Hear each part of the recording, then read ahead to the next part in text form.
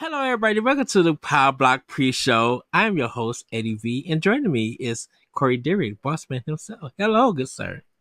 Wow, that was kind of a sad intro. Oh, Ed. No, it's I was expecting the traditional Edward Varnell intro. no, it's because it's the pre-show and this is our pilot kind of thing. I kind of want to just like ease into it so people could get a feel, And plus, fair. I gotta save my energy for the show because do we have a show? I mean, Yeah. Let's talk about everything we've already talked about all week again because it's so much fun. I mean, it literally is still trending on Twitter. Like it, and it just amazes me. Like people are still talking about some of the games and the trailers and just people's reactions. The fighting community is just like is living out on cloud nine, like the JRPG community. Like there's so much eating going on in this, not even the fall yet. I know. So yeah, it's there's a lot going on, a lot of games. So yes, yeah. So no. So people might be wondering what we're doing with the pre-show because we really haven't announced anything yet. Pow Block is kind of the test bed for this. So basically, yes, you're hearing this on all free podcast feeds, but our idea is that every episode of all of our podcasts are going to have a pre-show and a post-show that will be that will count towards our Patreon kind of exclusive content. And it's an initiative that we kind of talked about at our meeting the other night, and Ed and I have been trying to solve for the expansion pass problem. Not problem, but getting it out. I don't know. I guess it is a problem. And so this is kind of what we came up with. It kind of does more with less, I guess, is what you say, and it allows us to be a little bit more flexible with other content that we've been wanting to do for some time, like other spoiler casts or do more interviews or stream or do let's play series, that kind of thing. It allows us to be more flexible with not doing so many episodes of podcasts, but still keep that weekly cadence of our three main shows, keep the monthly cadence with book club. We've heard your feedback on spotlights, so we're going to try to figure out where to slot those in during the week. And so the pre-show and post-show segments are kind of just bonus content for people who are Patreon subscribers at any tier. So that's exciting. I'm kind of excited for this because it allows, especially for this show, because it allows Ed and I to talk about things that we can talk about whatever we want in these pre and post shows. That's kind of the idea. Yes. It can be Nintendo related, it can be gaming related, it could just be, I don't know, I had pizza tonight, that was delicious, that could be a topic. Right. But we do have a topic to kind of kick things off with, and I think it's the proper topic to kick this off with. But yeah, I don't know, Ed, how do you feel about the pre and post shows? Just because I think it's another way like we can get our content in one go instead of trying to record 5 episodes of expansion pass in one night and kind of not really be prepared for it. I think it kind of harkens back to our old days and our DNA days, I should say. Yeah. Where even before the show would start, we would have these good discussions, and sometimes those discussions, maybe they would be 10 or 15 minutes, and we literally had to hold part of the discussion, and because like sometimes our discussions became our literal episode for Pow Block. Mm-hmm. Like when we didn't even have anything, just because our natural discussion of a topic, news story, or whatever, just the way we was feeling, it literally became our show. So Yeah. our 15 minutes sometimes used to go, we'll be like, well, we'll go for 45 minutes. No, it's an hour and 45 minutes and be like, I thought we didn't have a show. And because our natural conversation led into our show. So it Yeah. kind of gives people how we're feeling and we're thinking about gaming at that moment in time. You know, and like it it allows us to, you know, in a way, personally for us, it allows to get us going. So when we actually get into the show, we're kind of like warmed up, we're energized, and then we're able to flow into the show. So Mm-hmm. I think this is cool, and like it's we normally sometimes before we even started doing this, just have like natural conversations about stuff, and then it'd be like, okay, showtime, let's go. You Yeah. know, so I think it's gonna be good for people, patrons, I should say, to be able to hear our discussions and maybe even some behind the scenes things on certain topics and stuff. Yeah. Um, it'd be Yeah. good for them to get that insight. Yeah, it'll probably take like a month or so for us to get used to figuring out what the best route to go for, pre-show and post-show segments Mm. are. But I mean, it's just going to be more of this, and us talking back and forth. But I'm pretty excited for it, and yeah, I mean that the pre-show topic is refocusing on what we do best and offering something different, you know, and that goes for us personally and as a team. You know, Yeah, I tried to stream last night, Ed. Uh, it went okay, except my bitrate was way too low and everything looked super pixelated. But that's why I was test stream. The rest of June is going to be test streams, and it was fun getting back into something like that. To be yeah. honest, it was a little rattling to try to talk to chat and my friend Mitch at the same time, and trying to pay attention to both, especially when like one monitor is right in front of me and the one I'm playing on is over here, and I have to keep like looking back and forth, and then there's a third one over here keeping OBS up and trying to and then watching my laptop battery drain that I'm running the streams off of, even though it's plugged in. So I imagine I can get about a 3.5 to 4 hour stream at any time from the laptop, at least from what I could tell last night. I streamed for about, I don't know, Up 2 hours. about I would say about 2 hours and 45 minutes, because the first 20 minutes was me trying to I had the stream on trying to set up and trying to figure out what was working and what wasn't and how to That was before you know you texted me, right? yeah. Okay. So there are like 2 or 3 segments up on Twitch right now, but I also archived the longest one on the YouTube channel, so that was Well, I fun. think. And it got me thinking, like, for episode 400 we should totally stream episode 400 live. Yeah. We can talk about that later though. I think that my question was definitely when we was talking. It's just like what is the difference of doing it through OBS and streaming from your console I mean, for the Xbox? so there's a few different things. OBS offers a lot more customization, in terms of the way it looks. You Mm-hmm. can run, you can link a Streamlabs kind of thing to your Xbox or PlayStation and kind of stream through there. I know, Xbox can definitely, handle a webcam also, which may be the route to go at some point. I don't know yet. I just don't know. Uh, but OBS allows you to play around with different things.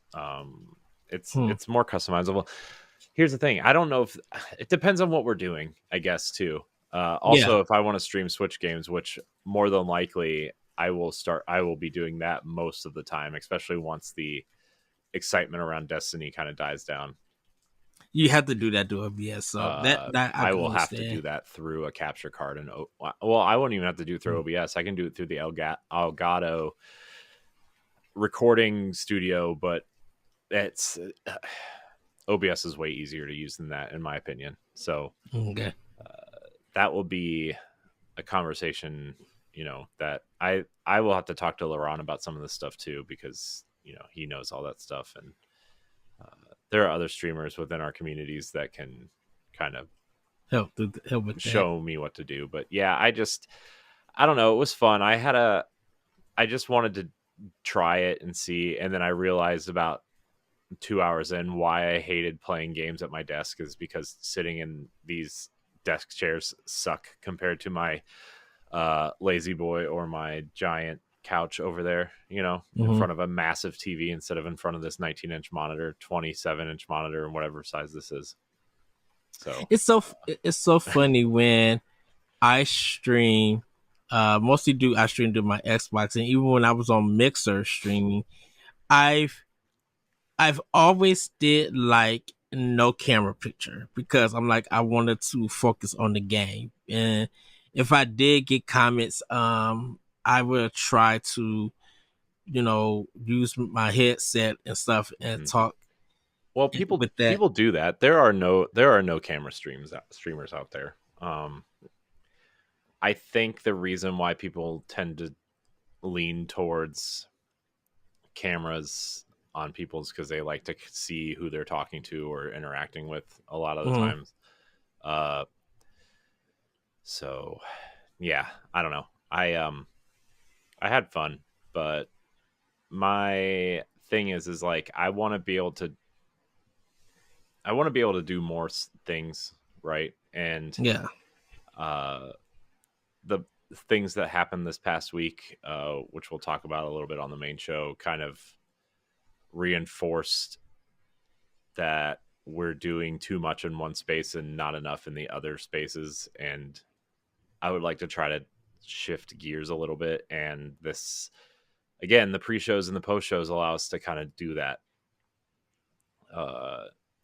And take the other nights and try other things, or I want to do a YouTube series on maybe one of the other games that I want to play, like series that I want to play, or write some more, because that has worked out for us recently. And doing other things, like, you know what I mean, like I want to try other things. I want to do other things. I want to be able to point at a video and say, hey, look, we did this, and this. And also, like at work this week, I sat through a monetization kind of tutorial meeting, which was incredibly informative, and like something we've probably should have been doing the last 5 years and just didn't do, which is also annoying because of just how cheap and easy it is. I mean, it costs money. Don't get me wrong. It definitely costs money. And the more you spend, the more eyes you're going to get on your stuff. Right. But like, yes, it's so stupidly easy, man. Like, I don't know why we haven't been doing this. And so, this week was supposed to be our week off from recording. I think next week is going to be my week off from recording after Monday because, by the time you hear this, Stephanie and I are interviewing Aaron Grubb, the musician. So that'll be fun. I've never met him, but I listen to his music all the time. We've always had friendly interactions on Twitter. Yes. And, I think Celeste interviewed him a couple years ago at one point. She did. Yeah. And for 1v1. This will be a nice refresher for the audience and a new experience for me because I've always enjoyed his music. So, and me, I'm the music guy here. I tend to not listen to a lot of music, but his is just so his renditions of Zelda music and arrangements is just it's so good, and it's just so wonderful to hear. Like it's definitely relaxing. Some is kind of joyful to make you feel feel good, but when you hear his music, you hear his passion, you hear his like ideas and just stuff that you just be like, oh, this is just a cover. No, this is more than a cover. This has this instrument and this arrangement, and it's just so good when Aaron does it. Like, yeah, I like. Go ahead. You know what it reminds me of, and not in like the way it sounds or the way it feels, but like his music reminds me of like, I don't know if you know who Lindsey Sterling, the violinist, is. Yeah. It reminds me of like her like early to mid career stuff where like she was really experimental and trying covers and trying rearrangements of covers. Like her Zelda video is incredible. Her Assassin's Creed video is really great. Like she has a lot of video game music covers that are really great. And I mean, this was probably like 8-ish years ago, 7 or 8 years ago when she was putting these out. But if you haven't listened to the Zelda one specifically, I highly recommend it, because she kind of like, she has the main theme, but then the main theme seamlessly blends into like, oh, well, this is the Gerudo theme, and this is the Castletown theme, and this is Zelda's Lullaby. Like it just seamlessly transitions without you even really noticing. Or like it's so easy to listen to that you kind of get lost while you're listening to it, and then you just notice that you're listening to a different song within the same song. And it's just, his music kind of reminds me of that era of her, and it's just, really enjoy it. Yeah, I asked Aaron, I was just like, would you ever do like a chill hop like Zelda cover or something like that? Like, would you go out of your known genre of music making and try something different, or add your spin to it? Because I'm just like, he great pianist, just great overall with production. But I'm like, man, I wonder if you took this song from this game and did like this kind of the style of music, how it would turn out, being very experimental. He's just like, I might think about it, I might try it, because I would love to hear stuff like that. And I think that's why when we like, even when we watch trailers of Nintendo games, definitely with The Legend of Zelda, the covers come immediately, and you just be surprised that, man, how did you pick up that arrangement so quick? And why is your interpretation almost as good as Kanji Kondo or whoever, and got a take on it? Like, it really surprises me that, definitely just with Zelda for right now, as a discussion topic, that Zelda's music is just, there's something about it that just stands out, that is just beautiful in its execution. Even when it's janky and dark and it's funny and it's silly, it still have a beautiful there's something beautiful about, I would say, outlook for it, but there's something just beautiful for it. You just be like, oh wow, like it's so catchy to the ear. Definitely just the intro to Breath of the Wild, when the trailer dropped, and after she said Link wake up, and you just hear that piano run, and it's just like, good night. Like, the piano run, if you hear it, you automatically know it's Breath of the Wild. Like, that's how powerful Zelda's music is. And I don't know how the movie is going to turn out, but if the music in that movie is literally like Oscar worthy, Emmy worthy, Grammy worthy, whatever, if it's worth, that good, that soundtrack is gonna go platinum. people are going to buy that soundtrack. Yeah. And people are going to be like, okay, the soundtrack is good. We need the concert, you know, Yeah. and everything. Yeah. So yeah, back to the original topic. Yeah. Sorry. No, it's fine. I'm just, you know, the point is like, that's kind of where we're headed as a team.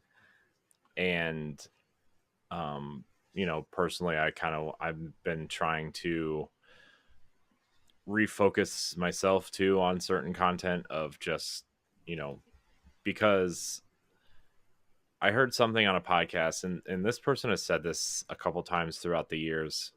But they really only play games on one platform unless something is really sticking to them, right? Or like grabbing them on a different platform. And which is fine because this person runs a console specific podcast. And they said, I only play on one platform, not because I don't like the other platforms, but because you know, my job is to be so knowledgeable and ingrained in this ecosystem. And there's only so many hours in a day. I have other responsibilities. And so I want to make sure that, you know, since covering PlayStation is my job, I need to cover it the best of my ability until I'm done doing this. And you know, not that I'm going to only focus on one console for the rest of my life, but like I understand where he's coming from, and so I kind of want to apply some of that intent on the things that I am doing here for Boss Rush. And so that's clearly going to be a work in progress, but you know, obviously Nintendo is a huge thing for both of us. And then Destiny is a huge thing for me. So those would be like two major focuses. And then, you know, you know, we've had this discussion for a few times, so I'm not going to spend a lot of time on it, but like, I don't remember the last time I turned on my PlayStation to sit down and actually play something, you know, like meaningful. I guess God of War would have been the last one. I meant to play Final Fantasy 16, but that train has come and gone, and maybe I will, you know, at some point, but there are just too many games this fall. So to focus on between, you know, the Destiny episodes and Nintendo's clearly not stopping anything with the Switch, and, you know, the Game Pass games that are coming, and, you know, Ubisoft is putting out some good stuff. So like, you know, there's plenty of things to do before I start touching a backlog again. But my point is like, I want to make sure that Pow Block is a Nintendo centric show, and I want to make sure that we are covering it to the best of our ability. So that's kind of where that intent is going, is like, I need to make sure I'm covering this stuff to the best of my ability. And as much as I love playing on my Xbox, and it's not like I'm going to stop playing on my Xbox, but like, you know, I haven't done a very good job of playing games on my Switch either. So, or even keeping up with a lot of the news stuff either. And I need to get back to that if we're going to make this show the best show we can make it. Yeah. So, but that's, I don't know. We should probably wrap this pre-show. It's only supposed to be 15 minutes, and we're at 25 already. And I know we could keep going. And we have this. I was making the doc today, and it is the largest doc I think we've made in probably a year. a lot. One thing that happened on one day just changed the whole week, pretty much, for the gaming community. I also added some stuff in there for me because I showed you and Stephanie both something that I want so bad. I cannot wait till they put this out, but we'll talk about it on the main show. But before we get out of here, just a reminder, this, you know, the pre-show and the post-show, this is episode 398 of Pow Block that you're listening to right now. The pre-show and post-show will be free for $398, $399, and $400, starting with $401. The pre-show and post-show are going to act as Patreon exclusive perks, and it will be the extension, or the legacy of expansion pass is kind of what it's meant to be. So, yeah, I don't know. Any final thoughts before we get into this main show here, Ed? If you guys want to hear more content and more discussions, I join our Patreon. There's always the right tier just for you. As we roll this out, it's going to be, I mean, for $1 a month, I think, not to make this a big Patreon promotional thing, but I mean, I guess it kind of is, since this is going to be that segment for them. You're going to have however many episodes of Pow Block in a month, a pre-show and a post-show. Boss Rush Podcast has a pre-show and a post-show. And then After Dark will have one or the other. I don't think it's going to have both. I think it's going to have one or the other. We haven't really decided yet. But that's like, let's see, 8 pre-shows, 8 post-shows, and 4 segments, extra segments for After Dark. And then patrons are also getting the rapid fire interview questions too, starting with our next round of spotlights after we're done recording this part. So we're adding a rapid fire segment for them. So it's for, I mean, I don't know, for $1 it seems okay to me. I pay like $15 a month to Patreon for various things. So and some of them I don't get any perks. Yes. Yeah, a lot of good content, everybody.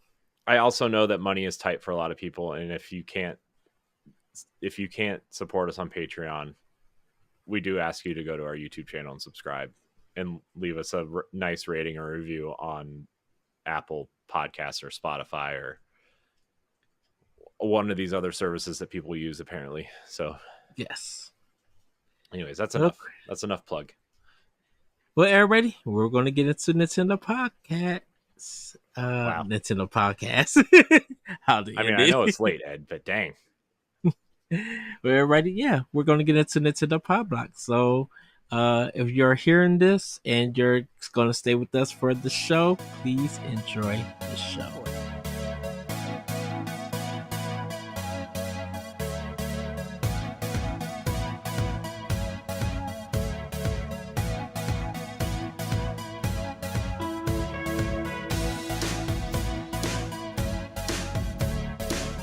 Everybody, welcome to Nintendo Pow Block here on Boss Rush Network. I'm your host, and Latte Excited Envy. Joining me is the one, the only bossman himself, Mr. Corey Dirrig. Hello, good sir. Hello, Edward. How are you this, what is it, Saturday? Is that today? Still Saturday? Yes. Yeah. I am doing good, just preparing for the work week.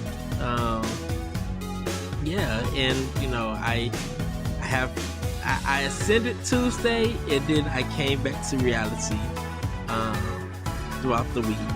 So I am super excited. We had a great Nintendo Direct. We're going to be talking about that in family news. But I don't want to speak more because I want to hand this portion over to Corey because something happened to you. We'll get into that after we do like the housekeeping. Are you sure? Because I want to give you... Did you not look at the new doc, Ed? Did you not see there's a section called current/upcoming content spotlights or guest appearances to plug? Yes, but I kind of wanted you to speak on how you're feeling after... We'll get there. Okay. It's been a great week, everybody. Well, last week was a great week, everybody, by the time you hear this on Tuesday. Also, I've been playing around with the idea of shifting this show to Wednesdays because of all the extra stuff we're doing to it. Mm-hmm. But TBD on that. We will definitely let you know the episode before we move it to Wednesdays. I don't know. The way our content is shifting, I feel like our week would be so front loaded that I kind of want to spread it out? Yes, thank you. Spread it out. Welcome. Anyways, I'm great, sort of. I'm a little bit tired, but I'm great. I tried to stream last night. That was something. Interesting. It was, yeah, I didn't know that the stream looked that bad. I need to raise the bit rate by about, I don't know, 3,500 or so. It's fine. I thought maybe, also, I think I'm going to like, anyways, well, I tried to stream. I need to adjust some things. That's I'll end there. I'll keep it there. So, Okay. anyways, I'm great though. That's good. That truly had a great is direct. Good. My week did about a big a 180 as you could possibly make from Monday to today. It's been quite the turnaround. I will say the Boss Rush audio and I should say audio, the video and the writing team, like we had all come together in our own, even though in our own separate ways, produced a lot of work just because of the Nintendo Direct. Yeah. And so we have videos up there that you guys could check out. The Boss Rush podcast, they spoke their thoughts on it. We had our special guest David join us for the Nintendo Direct recap, so do check that out also. And then we got tons of great stories and coverage about the Direct on our website. So everybody do go check that out. It is really amazing that just from a 43 minute presentation, a lot of came out of it. And you know, like people probably by the time you guys see this episode, you know, people will like kind of chilled out for the Nintendo Direct, but will probably still be interested to see what else could be coming this year, because I'm like, even though it was the wrap up to the summer direct with the Nintendo Direct, we still have the fall, and there's possibility that we still have Gamescom, we still have Tokyo Game Show, we still have probably Nintendo's Fall Direct, we still have the Game Awards, which, you know, is not really an award show, it's an announcement show. Like, we still have a lot to go, you know. There's still a lot of time to get Zelda on Switch, because we don't have enough Zelda games on Switch. We need the ones. Look, I want Wind Waker and Twilight Princess on the Switch as much or more than anybody else. But Twilight Princess has come out on 3 consoles and 2 of them nobody bought. So whose fault's that? And Wind Waker is also on 2 other consoles that nobody bought. So whose fault's that? That's all I'm saying. Okay, that's all I'm saying, is that I understand that those games are awesome and they need to be on Switch. But also, I have 3 copies of Twilight Princess on my shelf back there. 3 of them. Same. 3. Same. Okay, so I'm just throwing it out there that you all should have bought the consoles they came out on initially and calm down. Well, yes. So, but Corey, how about we get into some housekeeping? That'd be great, Ed. Great. Yes. Well, everybody, if you want to support Nintendo Pow Block and the Boss Rush Network, you can go to our Patreon at patreon.com/Boss Rush Network. Subscribing to tiers on our Patreon can grant you perks like the new exclusive pre- and post shows for Nintendo Power Block, voting rights for a spoiler cast and video game book club, exclusive question threads for a Spotlight podcast, early access to After Dark, and more. We even have a free tier to subscribe to. As always, though, sorry about that, everybody, your viewership and listenership is enough for us. Subscribe to the Boss Rush Network on YouTube and like this video. If you listen on Apple Podcasts or Spotify, or even if you don't, leave us a rating and a nice review on those platforms.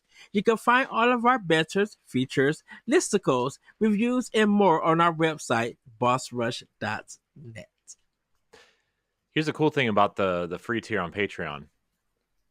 There is an RSS feed on Patreon that allows you to have all of our shows in one feed, even if you don't pay for them. So that's a nice thing. Yes. You know, I mean, if I'm listening to, because there's a couple podcast networks that I listen to, and usually I'm that person that likes all my podcasts kind of spread out and not, you know, I don't like multiple shows popping up on feeds. And I saw the feedback that other people maybe aren't fans of that either, which I'm also addressing. By the way, Spotlights already have their own feed, so you can go check that out. The Boss Rush Spotlight podcast feed. But if you listen to a network and you like most of, if not all of the shows, and you listen to them on time, having them all in that one feed and kind of organized by show is kind of nice. So yes, I feel like I've been plugging Patreon more this episode than I have the last 2 years that we've had it. But you know, we're trying to build something. So, you know, I kind of want people to know about it. Yes, it's fine. Well, Corey, there's some current and upcoming content, spotlights, and guest appearance to plug. So you wanna take over? Well, you were on Fun and Games. Your episode of Fun and Games released last week?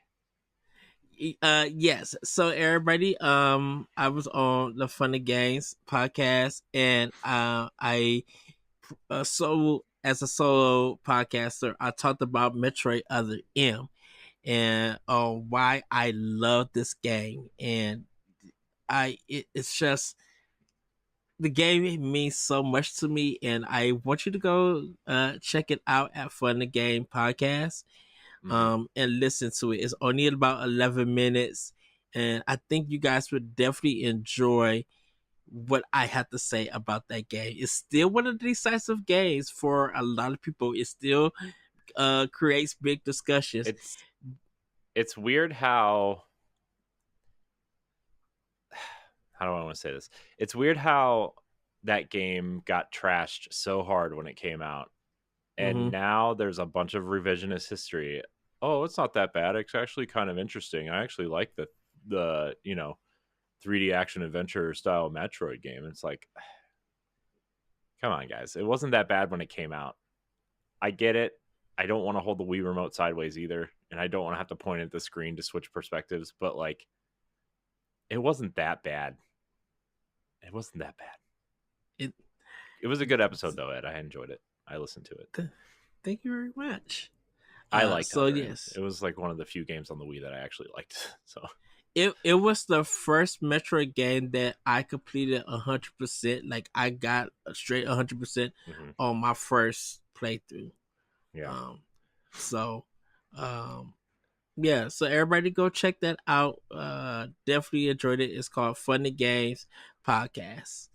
You will definitely enjoy my Metroid Other M discussion. Yeah, I actually need to record one tomorrow. Well, Sunday. I will have already recorded it by the time this episode comes out.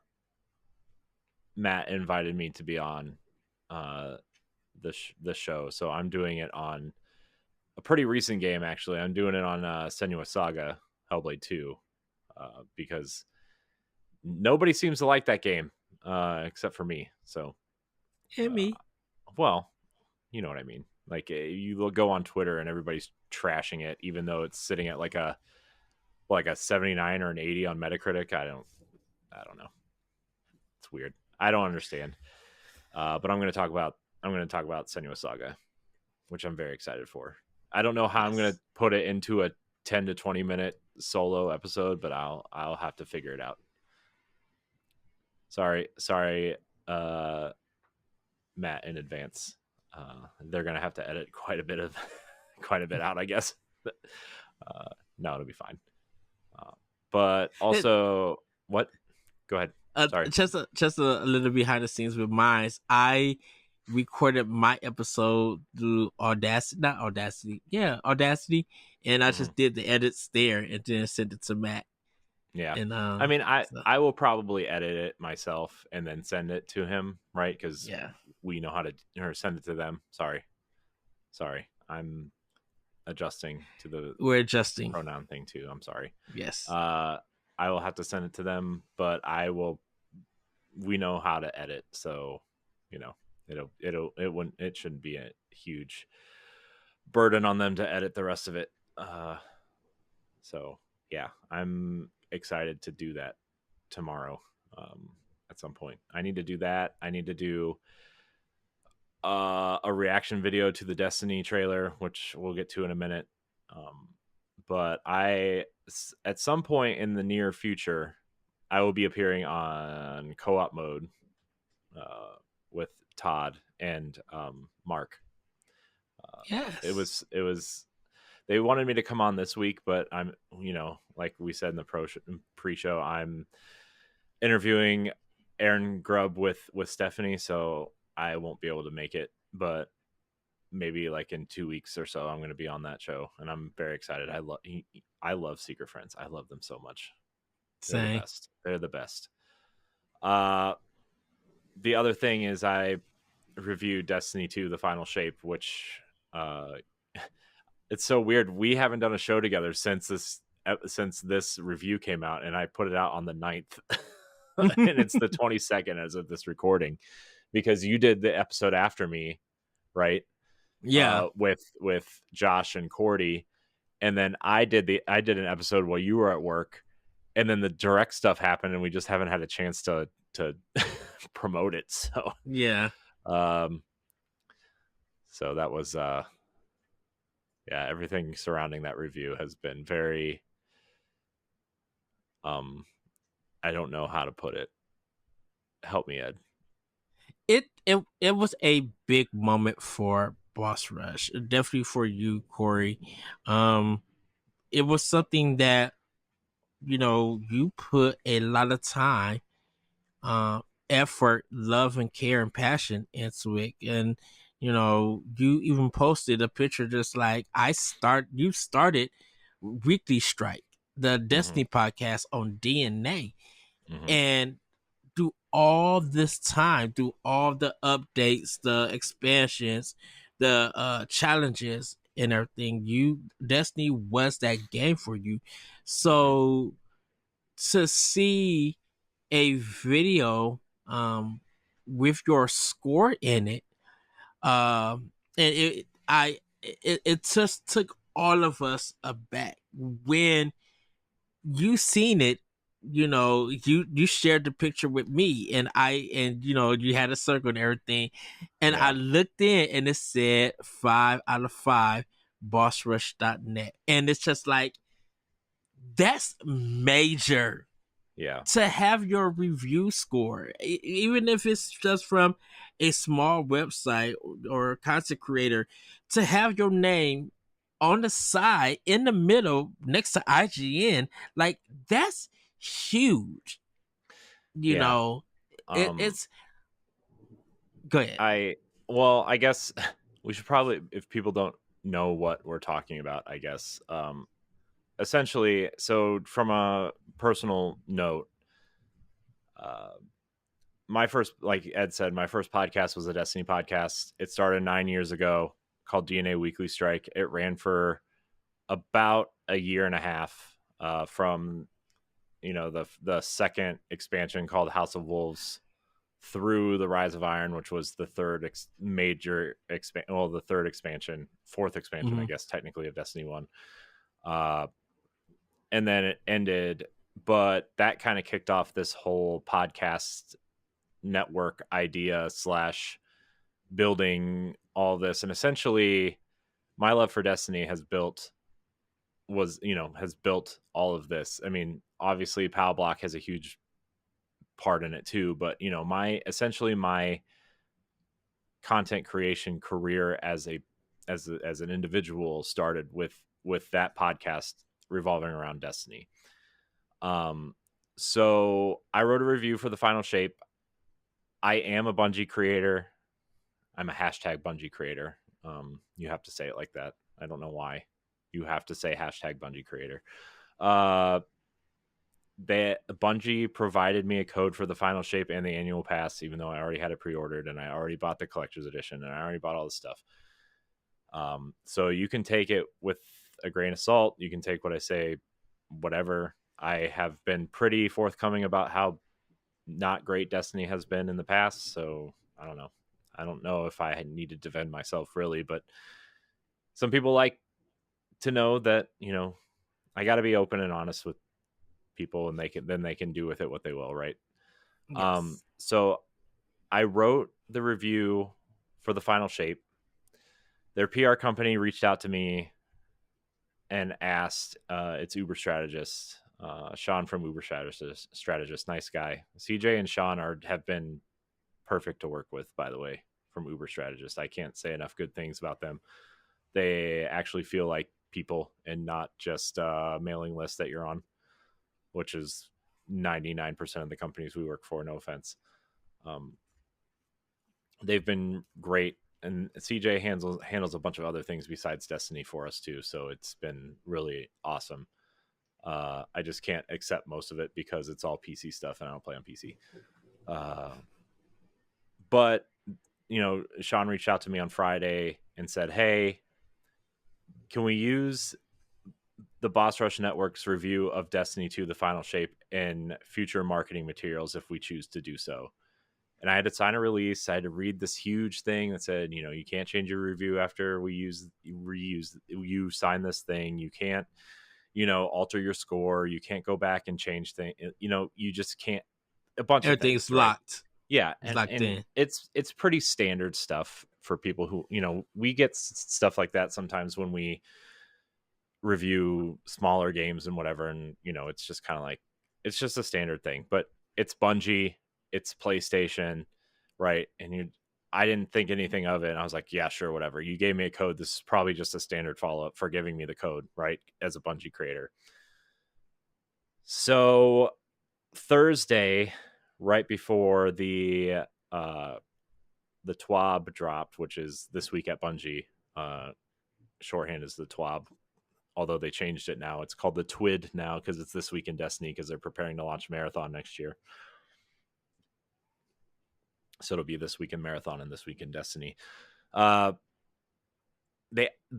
final shape accolades trailer dropped, and like, I don't usually watch the trailers when they pop up on Twitter. I'm just like, okay, whatever, a new Destiny trailer, whatever. For some reason, I was like, you know what? I should probably watch this because I really like the final shape and I just want to see what everybody gave it. And our review was there. Our review is like on the splash screen at the end where they start, flashing like all the scores. And it took me a minute to like process that this was like a real thing that was happening. And while I was watching it, I was watching it at work. And my boss walks in and he's like, what's so interesting? And I had to tell him, right? And that was like kind of like an awkward interaction because like, he knows that I do all this stuff. I mean, it's the reason why he hired me was all the podcasts and YouTube-y stuff, right? But like, yeah, he doesn't really pay attention to video games, like, especially like we do, right? Like they have a Switch and like, that kind of stuff, but he doesn't really know what Destiny is, right? And I had to like sit there and explain to him like kind of what Destiny was and why it was a big deal. And while I'm explaining it to him, I'm still trying to process what I just watched while trying to figure out how to tell people without sounding like I'm I don't know, bragging, I guess. I don't know what, and so I texted you. The first three people I texted you, I texted Stephanie, and I texted David. I said, hey, look what just happened. And I sent you the screenshot. Yes. But then I was like, I should send them the trailer to make sure that they know that I didn't make up this image. Which, like, I don't know why that was the second thought that popped into my head was like, Uh-huh. what if they thought I doctored this image? But like, it's there. It's the first review you see is like, well, when the splash screen starts, like the way the camera pans in on the Traveler, right? Like it goes from Earth being finalized, and I'm not going to explain what that means, but basically, like, you see Earth being kind of destroyed by the big bad of Destiny 2, and then it pans over to the Traveler, which is the big white ball that you have seen for 10 years and don't understand what it is, right? But as it's panning, the reviews start fading in around it, right? And hours and IGNs pop up at the same time, and they are the first ones that pop up, and I'm just like, I probably watched the trailer 150 times over the course of 3 days. And I literally sat on my couch in my living room and cried while my wife gave my kids a bath. Cuz like I couldn't believe it. I couldn't we were believe on the phone. It. Yeah. We were on the phone. Yeah. And you just like, Ed, I gotta talk to somebody. I was just like, pop off, because I was stunned to see it, to be like, oh, this is major. Because, like I was telling you, I know it felt overwhelming, but I'm just like, this is a major.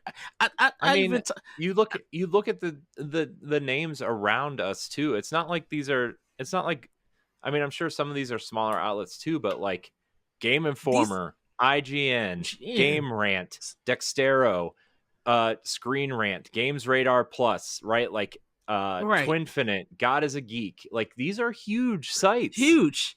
Right. We use these sites every week on our, you know what I mean? Like, right. And so to have us on there. And really, this is all you, Corey. Because I told you it's not though.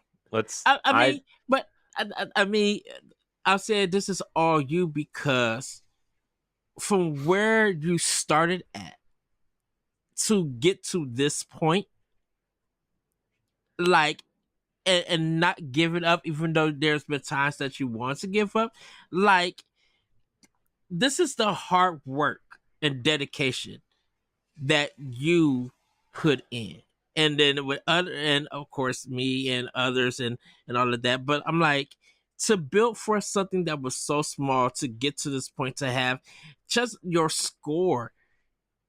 in a video from independent company at a time that's now under Sony, under Bungie, the people who made Halo, one of the biggest first person shooters.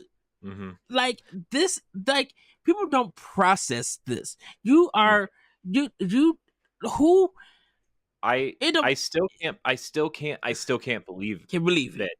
It's literally my laptop wallpaper. Yeah. Because I'm so excited, and I'm looking at it and it says bossrush.net under it, and I don't understand. I still haven't comprehended it. I think this is the feeling that I kind of had when my article, before I even joined, me and you even met. My articles on VentureBeat, like, were showing up, and I'm like, this is Dan Shu, the person I love as editor-in-chief in EGM, is producing on their front page. I had some crazy writings, but like, the person whose work I have been reading ever since he joined EGM and was at OneUp, like, until they left and closed down. Like, to have my articles on that front page, it's overwhelming. I'm like, I worked without me even knowing how hard I worked. I'm like, my love for video games is now showing. My love for writing is now showing. Now we got a team that can make my writing better. Shout out to the writing team at Boss Rush. Yeah. I'm like, if I had a friend like you, I would have been showing you crazy, like Corey. My article was on VentureBeat. Well, Like that's you the know what kind of feeling that I had. you Okay. know what the first thing I thought of after I was not in shock of this was when you and Larry interviewed Tom Happ for Axiom Verge, right? And Yeah. them kind of allegedly, quote unquote, allegedly confirming that it was coming, the physical edition was coming to Wii U, and then they had to retract the statement. But then like the episode had already gone out, and like everybody was reporting on it, including, you know, outlets like Game Informer and IGN had articles with, you know, you guys in there in the article. And I'm like, that was a thought that I thought of too. I'm like, man, this is like that was a big moment for you guys when you were doing World 1 to blow up Yeah. a little bit, right? And like that's kind of like that. I was thinking for I don't know why I was thinking of that moment, but just to go back to this is like, you know, on a personal level, how connected I've been with Destiny and how connected Destiny has been with, you know, whether people know it or not, how influential it's been on building not just Boss Rush, but the previous things we've tried, right? And, you know, the last 2 years being a Bungie creator, not really knowing what to do about it, doing with it. And, you know, obviously Tower Casuals is kind of like a side part of that. Yes. I don't want to say obligation, but that process. And, you know, trying to keep up with everything and trying to keep up with the collectibles and do things with the collectibles and post them on Instagram and socials, and, you know, trying to figure out how to do more under the hashtag Bungie creator brand. And, you know, them giving me a code for the final shape kind of felt like the full circle moment of like, oh man, I finally made it. Like I'm getting codes for these massive games to review and play, and you know, kind of like that for me was like the moment where I was like, oh, I don't know what to do because this is such a huge thing. And then to see this in not only on Bungie's website and Bungie's website and Destiny's YouTube channel, but I mean, it's on the PlayStation YouTube channel, like directly as a PlayStation branded video. It's on, you know, the PlayStation Store. This Accolades trailer is on the PlayStation website, the store website. When the store updates on Tuesday, this trailer is going to be under the Final Shape store page. Like our name is going to be everywhere. It's on the Xbox YouTube channel. It's on the Xbox store right now. I checked yesterday. You know, and like I'm just on a personal level, I am incredibly like, you know, it's like when we were at PAX, like this is just, and people were kind of recognizing us in the name and the brand and everything. Like it just kind of felt like we had made it. And this was another one of those moments where like on a personal level, it felt like all the work that I personally have put into everything was worth it. And all the things like I've ignored in life over the last decade or so. And, you know, then I look at Boss Rush as a whole, and you look at the team and the writers and the hosts and, you know, the producers and everything, and like this whole thing that we've all put together, and, you know, the writers that put stuff out every day for us to even get noticed at all, and the podcasts for people, you know, co-hosting and hosting the podcasts that get noticed, and us going to events where we get noticed, whether I'm there or David's there or you're there or Stephanie or various other people within Boss Rush, right? Like, and then the stuff that Cordy is doing on TikTok and Instagram with the reels, and, you know, this is what I said in the writing chat on Discord, and then we can kind of move on from this, because I don't want this to be about this, right? There's, you know, I might talk about this in a separate video. I might not. I kind of held on to it for a day, to be honest. I didn't, not like I shared it with you guys because this is a big step for Boss Rush, but I didn't share it on social media until the day after. But none of this would have, like, this is what I said in the writing chat. I said on Discord, I said, this is a huge win for Boss Rush. Like, yes, this is my review for Destiny, but everybody posts things every day, or some form of everybody posts something every day, whether it's an article or a TikTok or a podcast or a video, sharing it across social media, sharing the content, getting eyes on the website, getting eyes on the brand, getting eyes on everything. This is a huge win for everybody. This just happened to be the one review that got plucked and noticed and picked out. Mm-hmm. And it just happened to be mine, and I'm incredibly grateful for that. But, I owe a lot to the writing team. I owe a lot to David. I owe a lot to Stephanie for keeping me in line. I owe a lot to you for making me do this in the first place after everything that happened with Nerds Gone Rogue, right? I don't know. This is a huge moment for the team. And I'm still in shock that this even happened, right? And there are a lot of things that, I do outside of the camera stuff, right? That I'm trying to make us better in a certain way, or I'm trying to make connections, or I'm trying to get people on our shows or be guest hosts on other shows. And I don't know, it just makes all that work, because 90% of the time you're ignored, right? I mean, how many people have you reached out to that you're just ignored, or they say no? But there's always the 10% that say yes, or the 10% that acknowledge you or recognize what you're doing, and it just kind of, I don't know, that 10% makes it all kind of worth it.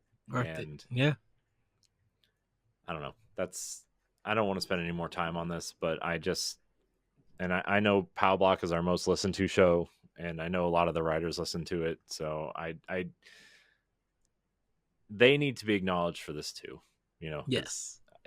And this review is only as good as it is anyway, because Stephanie and David edited it and put it through the process and, do whatever their magic. I just wrote it and said, hey, help me, so, but thank you, Bungie, for doing this. Thanks to PlayStation. Thanks to, Destiny for being around as long as you have and as influential, I guess. But I don't know. This was a huge deal, and I'm getting emotional just thinking about it. So we should probably move on. But I'm looking at the numbers right now, and I just can't believe it. I just can't. Well, Corey, everybody deserves credit for this. Everybody at Boss Rush deserves credit for this. So yes. Well, Corey, we do have plans for Expansion Pass Everybody, but more details will come in the next week for it. Yeah. Well, I mean, we kind of talked about it on the pre-show, but we're going to have more definitive plans probably next week, and we'll share them with you. But essentially, Expansion Pass will probably be integrated into our post-show. We'll get there. Ed and I are having discussions this week about how to handle that. So I'm excited and passionate about it. If you want to see how you can become a Patreon, head on over to patreon.com/bossrush. Patreon producers for this week are Gabriel Martin, Austin Campbell, Roberts, Christian S., Sonny Deere, Francisco Santilla, Matthew Keelan, Todd Hodgman. Thanks for your support.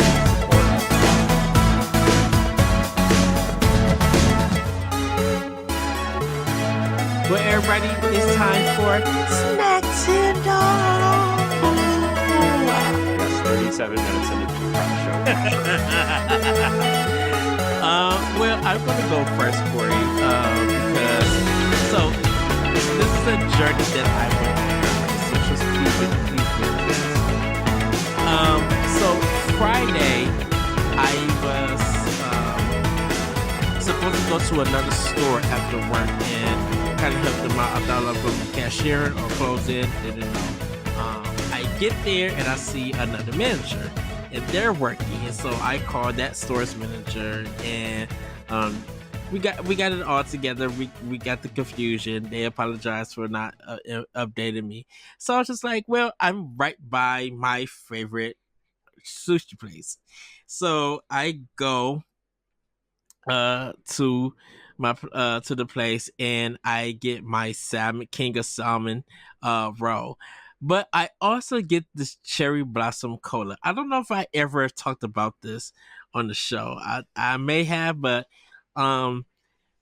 it's this kind of cola that has a RC taste to it, but it's it smells like cherry blossoms, which is really a nice sweet smell, and the aftertaste is so nice and mellow, and it's just so delicious and everything.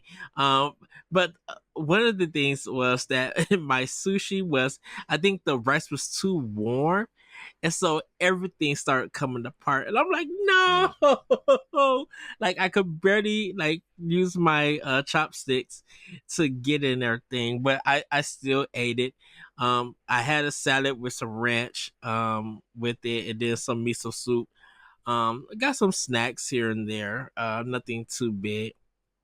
But I'm just like, well, maybe if I go to my other this Japanese mall, maybe they'll have some snacks and stuff.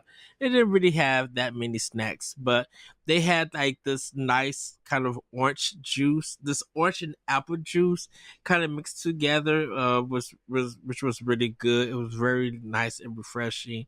I ended up getting some Pocky sticks. I always get the banana cream flavor, which is like really, really good. Banana's like one of my favorite fruits and favorite flavors and things. So I definitely enjoyed that. But they had some of their like kind of big dinners and meats on sale.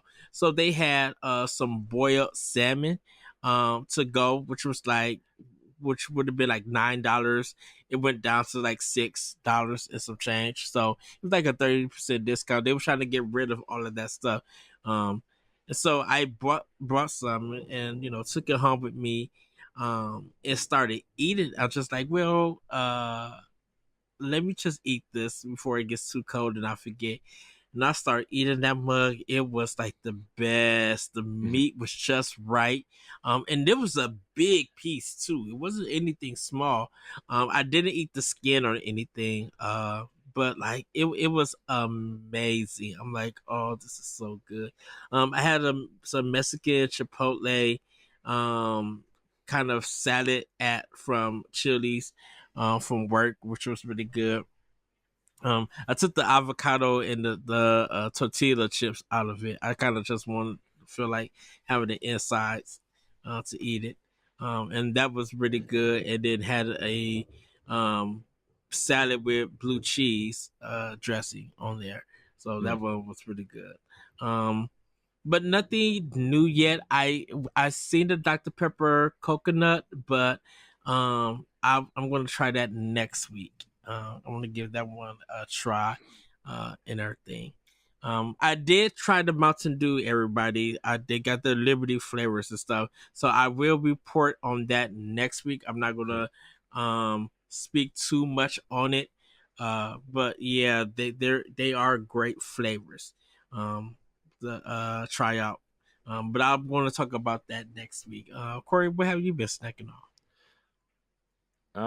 Well, I haven't really been snacking on a lot. We had pizza night and movie night tonight, so that was fun. Yes. Domino's has a new crust type, Ed. It's not really It's not really new, Your but they pizza? brought it back. The New York crust Pizza. pizza, which Mm-hmm. is basically, the normal crust, Ed.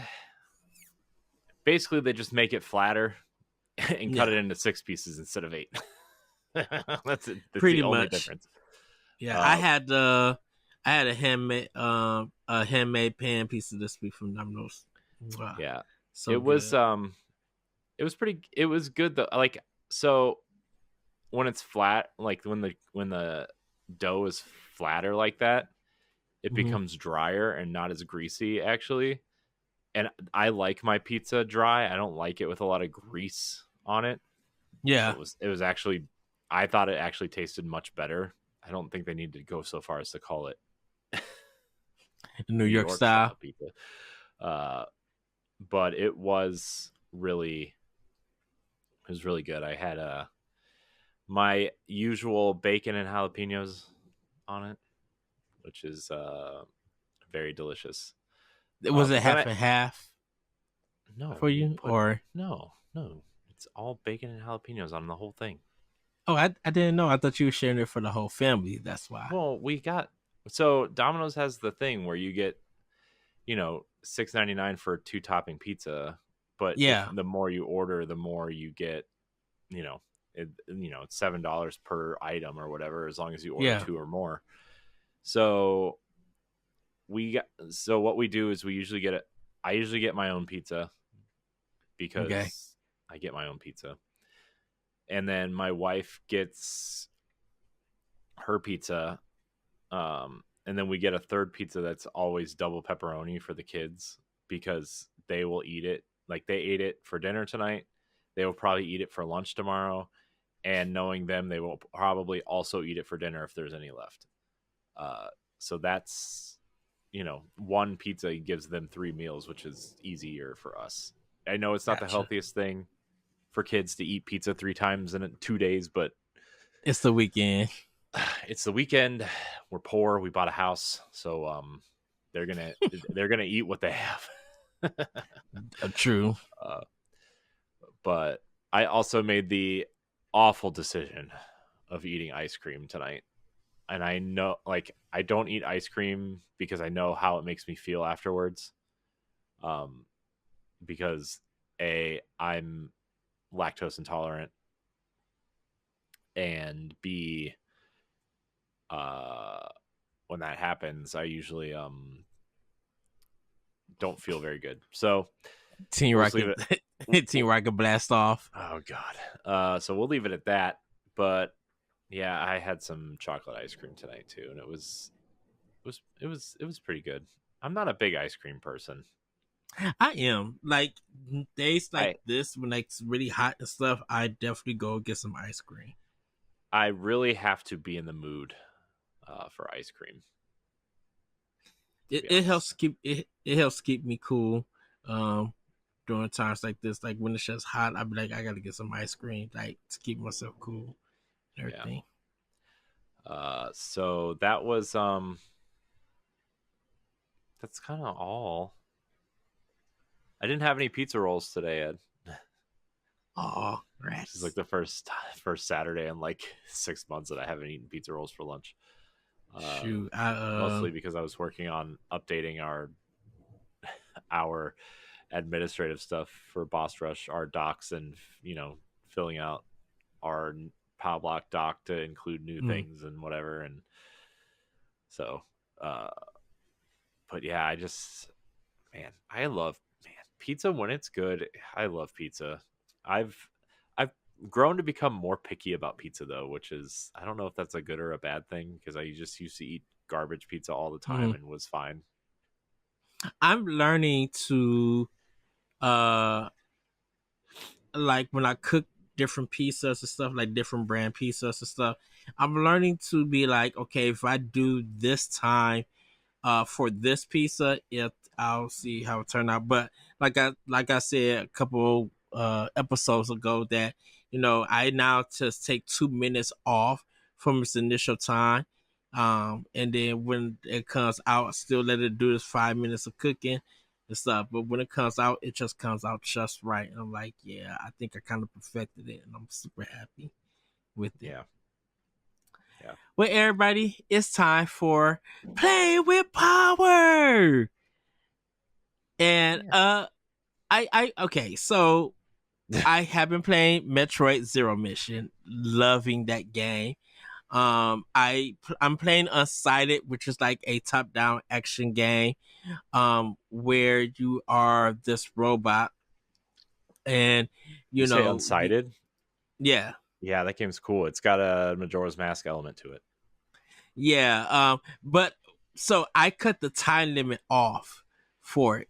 I kind of want to, be able to explore and things like that. So I'm enjoying it that way with it, but it's a great action game. I am like kind of loving it. Getting I think I have 3 gems right now. I got 2 more that I need to do. The boss fights have been challenging, but they've been good boss fights for it.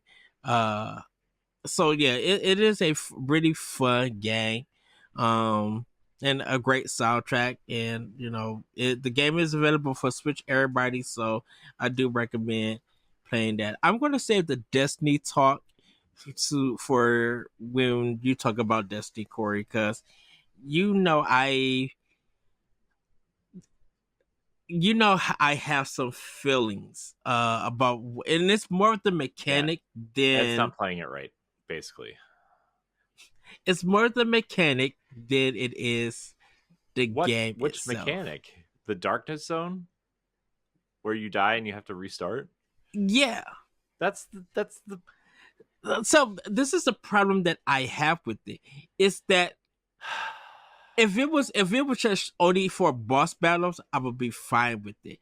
But because it does the Insomniac thing where it is too long and it's dragged out, it like, so we do all of that over, and I understand that it's designed for you to have multiple players, but it feels like they didn't take into account that what if you just want to do single player? This whole expansion is designed around a single player experience. They even designed the zone to where other people can't come into the zone with you unless you invite them. It's a single player experience. This entire expansion was designed around a single player experience. That was like the big deal. That was like the whole point of it. Okay. Come on, Ed. Because you said I'm playing it wrong. And it's not that I'm playing it wrong. It's just that I just like to tell you you're playing it wrong. I didn't really mean you're playing it wrong. Kind of. I'm just saying that it is too long of a battle, and so we do it over and over because it's not your which fault. Part is it?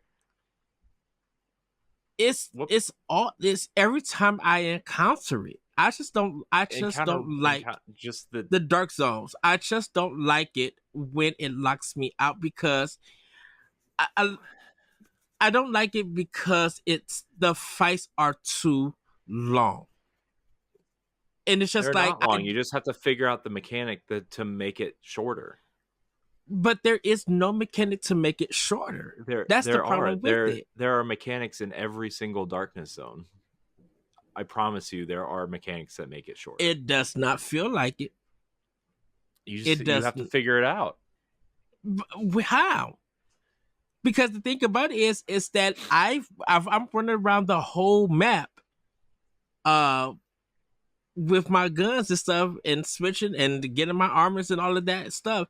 It is still taking too long, and that's why I say it's the Insomniac thing. That when sometimes I feel like it's in certain games, I feel like if your fight is feeling close to almost 25 minutes and it's just a regular fight. 25 minutes? There's no fight in that game that takes 25 minutes.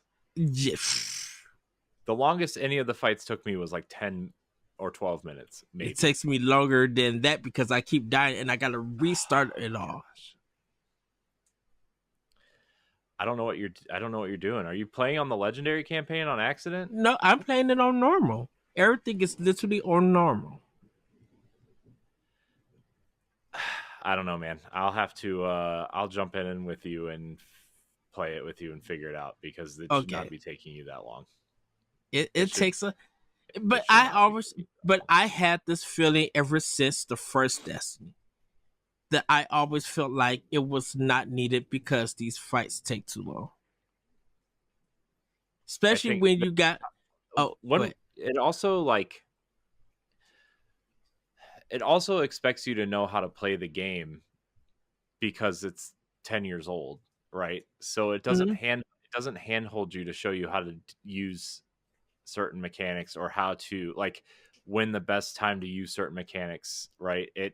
It just expects you to know that because a lot of it, especially the final shape, which is like essentially a love letter to everybody who's been playing since the first game, right? It's, even Destiny 2, I guess you could, the beginning of Destiny 2 at least, like it's designed to cater. This expansion is designed to cater to the nostalgia for everybody that has been playing, and in that nostalgia it kind of expects you to know how to use, even though the subclass is new, it still expects you to know how to utilize the things within the subclass, and it expects you to know which situations to utilize those things. And you haven't played in a long time, right? And so, since then they've changed the game 3 or 4 times since you played anyway. Yeah. And so that is probably why you're having a difficult time with it. I think it's more of because my thing is definitely okay. What class are you playing as? Hunter. Okay. Well, you should be having the best time because this campaign is designed like there's specific dialogue designed specifically for hunters because Cade and Crow are both hunters. Yeah, and they have there's different story beats if you're a hunter, which is awesome. I got to the part where so I just got my knife ability that I could throw and then teleport and then swing it around. You just got that?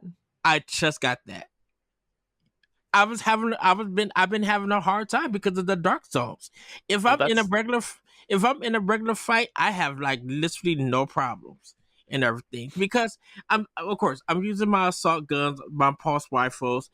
If I got to use a handgun, I usually use it and everything. But like, if I want mad damage, okay, I gotta hide around, sneak around so I can snipe and everything. So I just when you were streaming yesterday and I wasn't responding or anything, I was telling you because I was in a dark zone stuff and I can't pause the game and speak to you or anything. It's because I have to focus on this dark zone. If I've already spent, if I have spent a long time fighting everything and out of nowhere I get hit and I die, all that progress that I made is done. I gotta redo over. They don't make it. They don't make it easier. They don't make it easier because of the dark zone of not being able to respond. If I die, fine. But if I could just continue to where I'm at, I'd be like, okay, I'm fine with this and everything. I could do this whole second session or third session over from that part. I would love to do that, but to do almost 3 or 4 all of that all over, I'm like, that's ridiculous. And then if I die, I gotta do all of that from the beginning, and that's it. I won't say it's pretty much not respecting my time for it. Well, it's not respecting the new player's time or the lapsed player's time. It's like I said, it's expecting people to know how to play the game correctly and expecting you to have certain things that you clearly don't have because you haven't been playing, like any sort of legendary or masterworked weapons or armor or any sort of exotics that you've grinded for, or any sort of, you know what I mean? Because Yeah. at every chest you get either a weapon or a piece of armor to upgrade with, and an Yeah. upgrade module, which And you can I've use been to fuse, and right? I've been So applying I've been applying all of that. In fact, like I know purple is higher than blue. I know yellow. I think yellow's higher than purple. Maybe. yeah, yes. Yeah. So the color schemes I know, and I know Well, you that don't always need to go by the color schemes. You need to go by the number, numbers. Yeah. especially in a And that's campaign situation. right, and that's what I've been doing, making sure I'm like, okay, this is higher than this number, even though they're different colors. I'm applying, and then I see my thing going up. I think it's just that if this is going to be a long fight and everything, it's just that if I die in it, okay, fine, I could die, but I'm just like I want to pick up from where I left off. Or like if I completed a whole section and stuff, I want to start from that next section. That's all I'm really saying. Because I'm good at sniping. Uh, I like the assault rifle because I could continue to shoot more and drain their energy and stuff. Like I think if I know I'm in a long fight, I want to try to get it done as quickly as I can and everything, because I know if one mistake happens and I die, then I gotta do all of that over, and I just don't want to do that and everything. But I will say this: I'm loving the story. I'm loving Crow and K6. Uh, Mhm. I love their dynamic and their talking. Zavala and what's his name? Like finally met and stuff. Like I'm loving that. Just like it really feels that I feel like the traveler is that bird that's just leading me to everything. It is. And stuff. Okay. Well, I guess spoilers, I guess, but not really. Uh, but then it's like when that darkness creeps into the mind and starts talking. Shout out to the voice actor for that. That I love when that happens. It's such a great effect. Yeah. The witness. Yeah, it's such a great effect, and it makes that darkness and that story in the story like feel threatening, feel like very intriguing, and like your ghost would be like, I don't like this. Even your ghost is feeling like, dude, we need to get out of here real quick. Yeah, it's a really good campaign. I want to replay it. I have been debating on whether or not to go through everything on my warlock again, but I am really behind on my warlock, and I really don't want to put in the time on the other campaigns right now to do that. But yeah, technically I don't have to, but there's a lot of things I need to grind for just to kind of prepare myself for it, and I don't know. My weapons are fine, like, because I can move my weapons over, right? But it's like I don't play my warlock really at all anymore, so like I don't really know what the exotics do. I don't really know, how a lot of the abilities and the grenades and the specials work. Like I need to figure all that out. So I'm assuming that when I get a weapon and my slots are all full, I gotta go back to the tower to get them, right? No, you can do it in the Pale Heart. There's a vault in the Pale Heart. When you know where you go talk to Ghost at that station. Yeah. So I tried going there, and it's not showing me where I could switch stuff out or anything. It's well, if you're familiar with Destiny 1, the vault is on the other side of the pavilion. So if you're looking directly at Ghost at the like as like a vendor, right? Yeah. You look at Ghost and you turn left and you go straight over, you'll see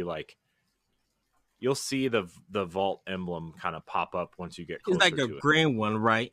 Yeah. Yeah. Yeah. And then you put stuff away in there, and then you'll have to go to the postmaster, which is kind of by ghost, to pick up the stuff that you have lost, like that you couldn't pick up. So it's, I don't know, it's all there. Also, you can just download the app and switch it out from there. Because I'm just like, app or the app that I use. A lot of people use Dim, which is Destiny Item Manager. yeah, A lot of people use Dim, but I use the Ishtar Collective app, which is very useful because it also has like the lore and the story and everything in it. So, but it also has like a item manager in it, which is very useful. And like it has they finally implemented this into the game, the loadouts, but like you can actually set loadouts in Ishtar, and I think it's called Ishtar Commander actually. Ishtar Collective is the website. yeah. Because that's just like, for me, I think my combo is sniper rifle and assault weapon, and then my second would be the pulse rifle if I need it. But I'm like, I like the assault rifle because of the continuous shooting till my gun runs out, and then the auto refill, and then I continue shooting stuff. Snipers, I could, because it takes off so much damage. As long as they can stand still, or I could get that good old headshot, I could pop them. Because I was in while you were streaming yesterday, I had that big it was kind of like a Titanfall giant and everything. I had to break his shield so I could shoot his middle part and everything. So I'm on top of this house. What is his name? Kamir? No. Wait, on top of a house? Yeah, it's the blue guy. Oh, Zavala? But is that Zavala? Yeah, Zavala. Yeah. Okay. Oh, yeah, you're at the house where he's like where he put his that family or whatever. Yeah, and he had put that shield around and they attacked him. I defeated that. So I'm at the part where, like I said, I just got my like next special weapon or ability. So I'm at where the ghost said, "This is where I found you." And it's all of those cars. Oh, you're like pretty close to the end actually. Okay. I think. Yeah. Yeah, because like you're probably like at least 2/3 of the way through, probably further. Okay. Yeah. It's that final fight though against the witness is, well, I should say this. The final mission of the campaign against the witness was really hard. The final mission that they give you that's not part of the campaign, but it's really the final mission of the story. Yeah. That you have to go to a separate thing to do. The 12 person mission is incredible. But yeah, we'll talk. We've talked an awful lot about Destiny here. We'll talk later about it, but I will help you through some of that stuff. And I would also like to get a second character through all this stuff. So maybe we'll run through it and have a better, you'll have a better experience when you play with somebody. I kind of want to go through the main campaign that they put in after they took out the original one. Oh, I kind of want to know what. Stuff. Yeah. That's the stuff that teaches you some of the mechanics of the game, but it doesn't really teach you anything. And Shahan sucks. So okay. It's fine. I have to do that anyway. We'll run through the new light stuff together, and we'll run through the campaigns together. We'll figure that out at some point. So we'll figure it out. Yeah. Offline though. But that's it for me, everybody. Well, I've also been playing Destiny 2, The Final Shape, and I've been having a grand old time. Obviously the campaign stuff has been over for me for a while, but I've been playing the new episode that's out. There's two Act 1 of episode Echoes, which is really interesting. So the whole concept of Echoes are that since the witness is gone, the darkness has no leader. And so it's causing a power struggle throughout the galaxy and creating chaos. Right. And like chaos is kind of looked at differently in Destiny than what you typically think of as chaos. Right. It's just like there's a power struggle since there's no darkness containing certain entities. And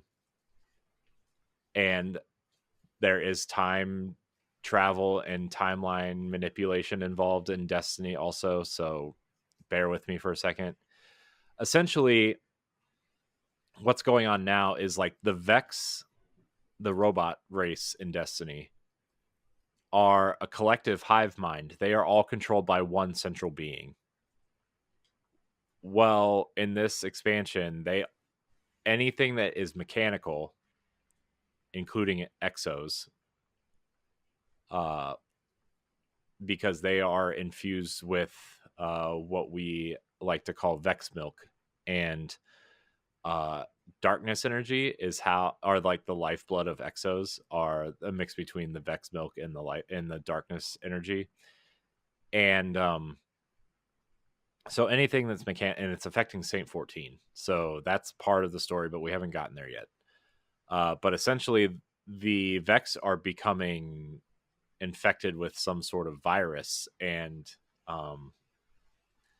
we're gonna meet the big bad of the Vex finally. It seems in this episode. But Echoes, essentially, there are 9 man, I don't want to spoil this for you because you haven't finished the campaign yet. But essentially, there are 9 new threats. Not new, but either existing threats or new threats or threats we haven't really encountered before that we have to take care of, right? And the first episode is Vex themed, which is what we're doing right now. The second one is Scorn / Elixni themed, which Fickrel, if you played Forsaken, was like the leader of the Scorn, has somehow returned. And there's a meme going around from episode 9 of Star Wars. Somehow Fickrel returned or whatever. It's but the whole concept of it is that the Scorn are kind of undead, fallen, and so the whole concept of that episode will be vampire hunters, and so that's kind of cool. And there's potion crafting, and there's going to be specific weapons to wield that are inspired by vampire hunters of the past, and it's kind of cool. It's really cool. I can't wait for that. And then the third one is hive themed, which is kind of the first hint that we might be leaving the solar system. And we'll be returning to the Dreadnought. And they're hinting that we may be becoming a hive navigator of some sort, and we'll be piloting the Dreadnought to other places in the solar system or in the galaxy or whatever. This is interesting. They didn't confirm that, but it seems like that's the way it's going, because the armor set is called it's called like the Navigator's Trust or something, is like the armor set is what it's called.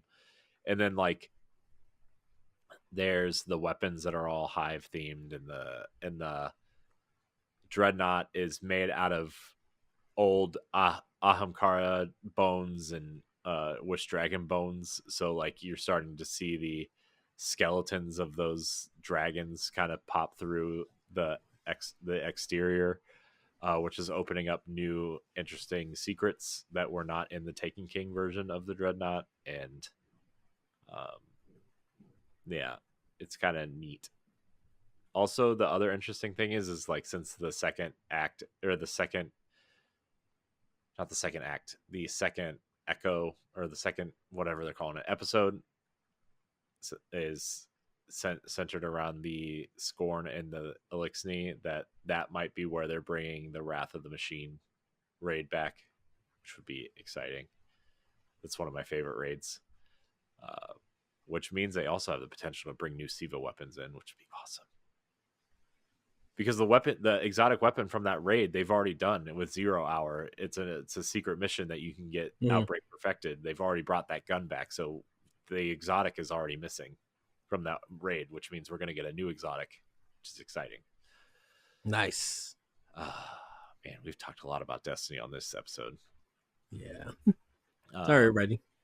But I've been really enjoying my time with Destiny. This is the most fun I've had with Destiny since the Witch Queen launched, and probably Season of the Risen, which was that first season of the Witch Queen, and then Season of the Haunted was kind of bad. The story was okay. The events were bad. And then Season of Plunder is where a lot of people fell off, which was the pirate theme season. I really liked that season, but and then everybody really liked Season of the Seraph, which was the last season during the Witch Queen, and I didn't really care for it. The story was cool though, because I like when the Bray sisters are involved in the story. They're kind of like some of my favorite characters in Destiny lore, especially because Elsie is a timeline jumper, and it's really fascinating to see Elsie show up and kind of hear about what she's experienced in other timelines and how this one needs to be the one that continues. I have a whole lore book down here. Maybe not the last one, but the second to last one is dedicated. Like, most of it is dedicated to Elsie's timeline jumping and the different timelines and how certain events played out, and how in multiple timelines she had to kill her sister because she ended up being corrupted by the darkness. Wow. It's really fascinating. But Anna lives. Don't worry, everybody. Yes, I know. Fascinating that the Bray twins are named Anna and Elsie, and their whole thing is inspired by Hans Christian Andersen's The Snow Queen, which is also what inspired Frozen. So just throwing that out there. And their whole Russian background with dealing with Rasputin and the war mines and the nuclear wastes and the, so it's a thing. But yes, the sisters' names are Anna and Elsie instead of Anna and Elsa from Frozen. But yes, I digress. That's not why they're my favorite. But I just think Elsie's design is so cool. The Exo Stranger, for those who haven't played past Destiny 1. And her rifle is really cool. Elsie's rifle is cool. So anyways, I've been playing that. I've also been playing a lot of Tetris Effect Connected before bed, because I'm obsessed and I refuse to start new games for some reason or play games I haven't played before. I just keep falling back to that. Guess what? Tetris is still good 40 something years later. Yeah, not out there. Tetris still good. Music great. Game's good. Although I wish there was a vertical mode, but that's just me. Because when you that screen, man, it's so small, and like, yes, you can zoom it in, but like it's still like, I don't know. I wish there was a vertical mode. And I also played a little bit of Super Mario Brothers Wonder, because my kids are starting to become obsessed with Mario and Luigi and Princess Peach, and my son's favorite Nintendo character is Bowser, and so we've been playing that. Wow. My son likes Luigi and Bowser. So also my daughter keeps asking me when we're going to play the Disney game, which it's not Disney Dreamlight Valley, it's it's Kingdom Hearts. And I think she might be at the right age to experience Kingdom Hearts. So I think that would be a fun game to play with her watching me. Because she's gonna be 6 in like 2 weeks. She doesn't have the mental capacity to play that game, right? But you doing it on Xbox? Yeah, probably. Yeah, because I own them there. I'm not gonna play the cloud versions on Switch. I do that. But you and I wouldn't recommend that.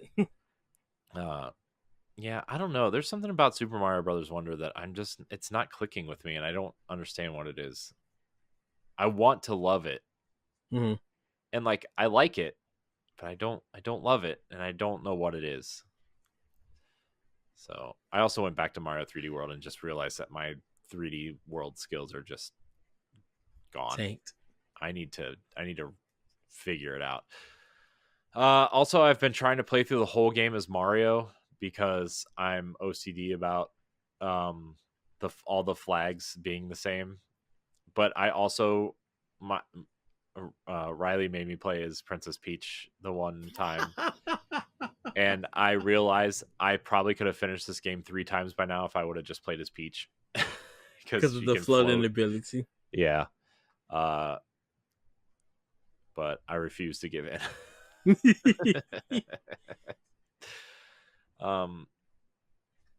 Man, Mario 3D World, man. I wish we would get a sequel to that game. Maybe next gen we'll get a sequel to that. But I really want to play Bowser's Fury. And I refuse to play Bowser's Fury until I finish Mario 3D World. So I suck. I know. Anyways, that's all I've been playing. I stared at the Xenoblade Chronicles launch screen for about 5 minutes the other day. Wow.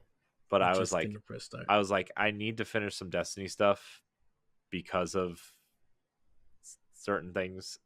And I also, having just an hour to start Xenoblade is not enough time. I need like at least a 2-hour time block to sit there and play it, to get through some of the stuff.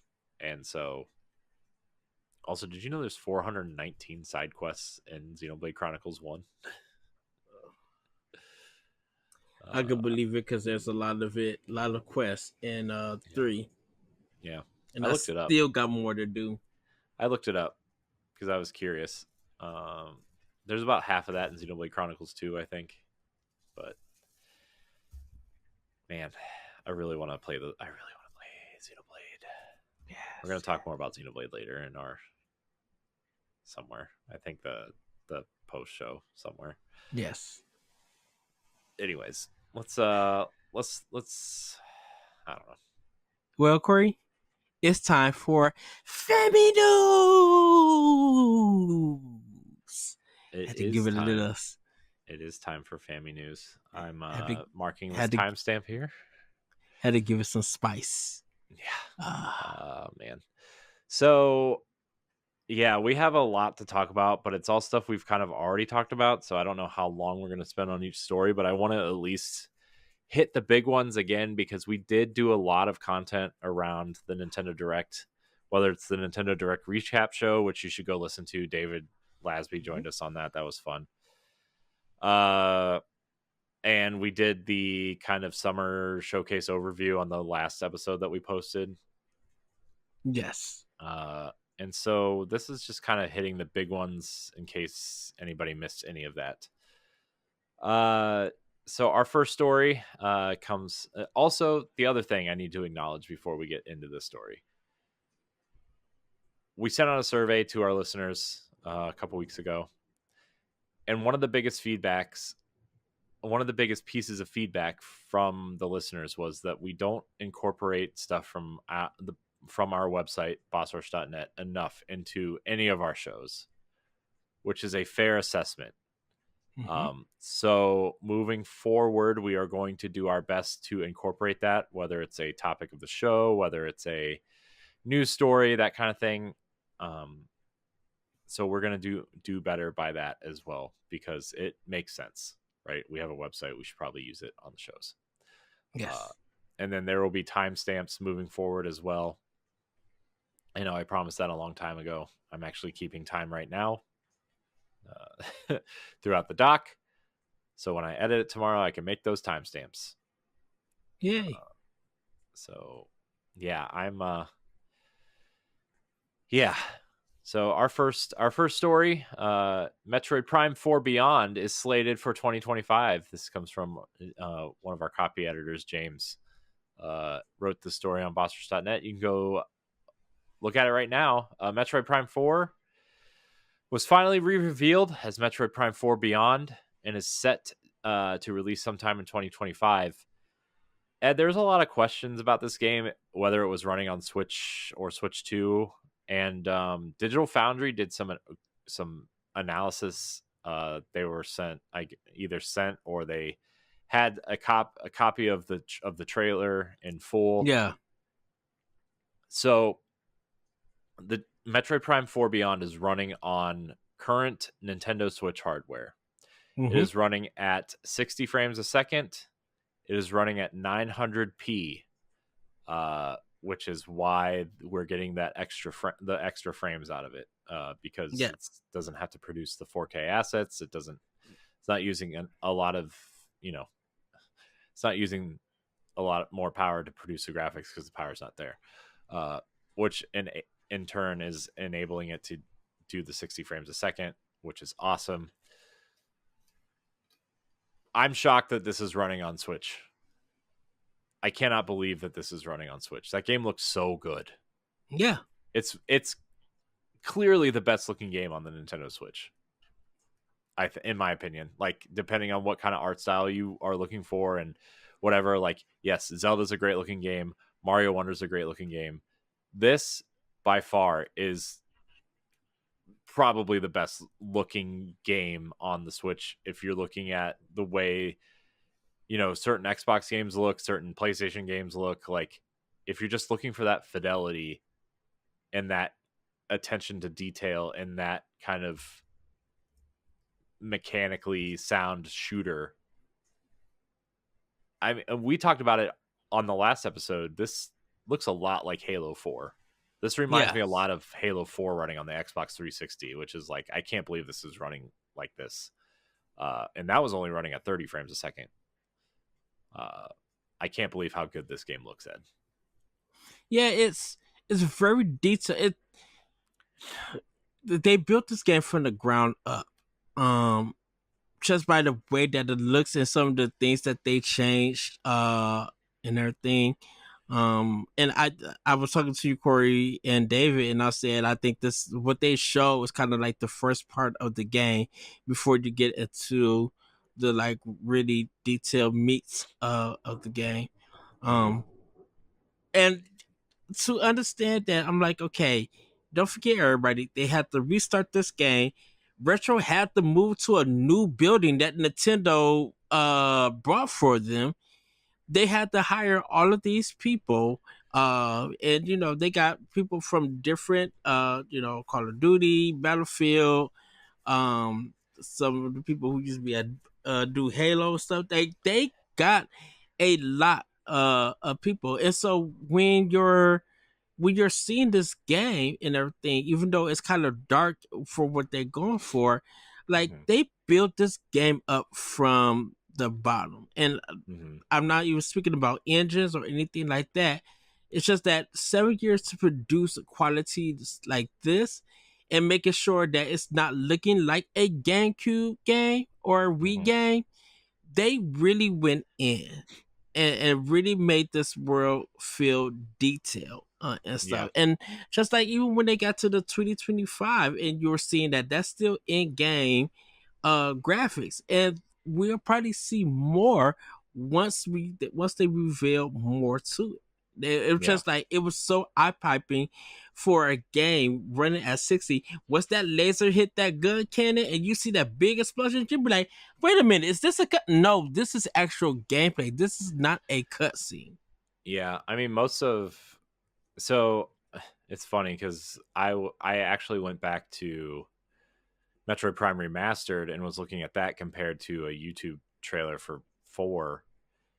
And I mean, you know how good Metroid Prime Remastered looks, and that looks better. Oh, yeah. Metroid Prime 4 looks better. I mean, obviously they're different types of game and they're different games, but like, yeah, I don't know. I think I'm quite impressed. I'm quite impressed with Metroid Prime 4. I am really hoping we get 2 and 3 on the Switch at some point this year, which I still am of the mind that we will, because there aren't any games announced for December.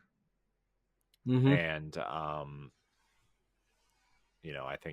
think those could be those could be Game Award shadow drop games, in my opinion. I was going to say whatever the next direct is, they could shadow drop them, but you have so much going on in September and October already. And what's coming out in November? Something's coming out in November, right? Mario Luigi's coming out. Yeah. Mario Luigi's Brothership is coming out, and then Dragon Quest 3 HD 2D remake is coming out. And obviously Nintendo's pretty heavily invested in pushing Dragon Quest on their console, even though it's coming out for PlayStation as well, right? So, my guess is that Keighley needs something for the Game Awards to cause a spark, and this Metroid Prime 2 and 3 remastered are big enough for Keighley to show and would cause enough excitement for, the core gamer to be excited for, but they're not so big that it would because Nintendo doesn't really like to be there now. And so it wouldn't really mess with their strategy either. Right. So I don't know, whatever they could either do at the Game Awards or at their whatever direct they decide to have in December. Right. So I think that those games are going to be shadow dropped at the next, sometime in the near future, but it would be a shame to have 1 and 4 on the Switch and not 2 and 3.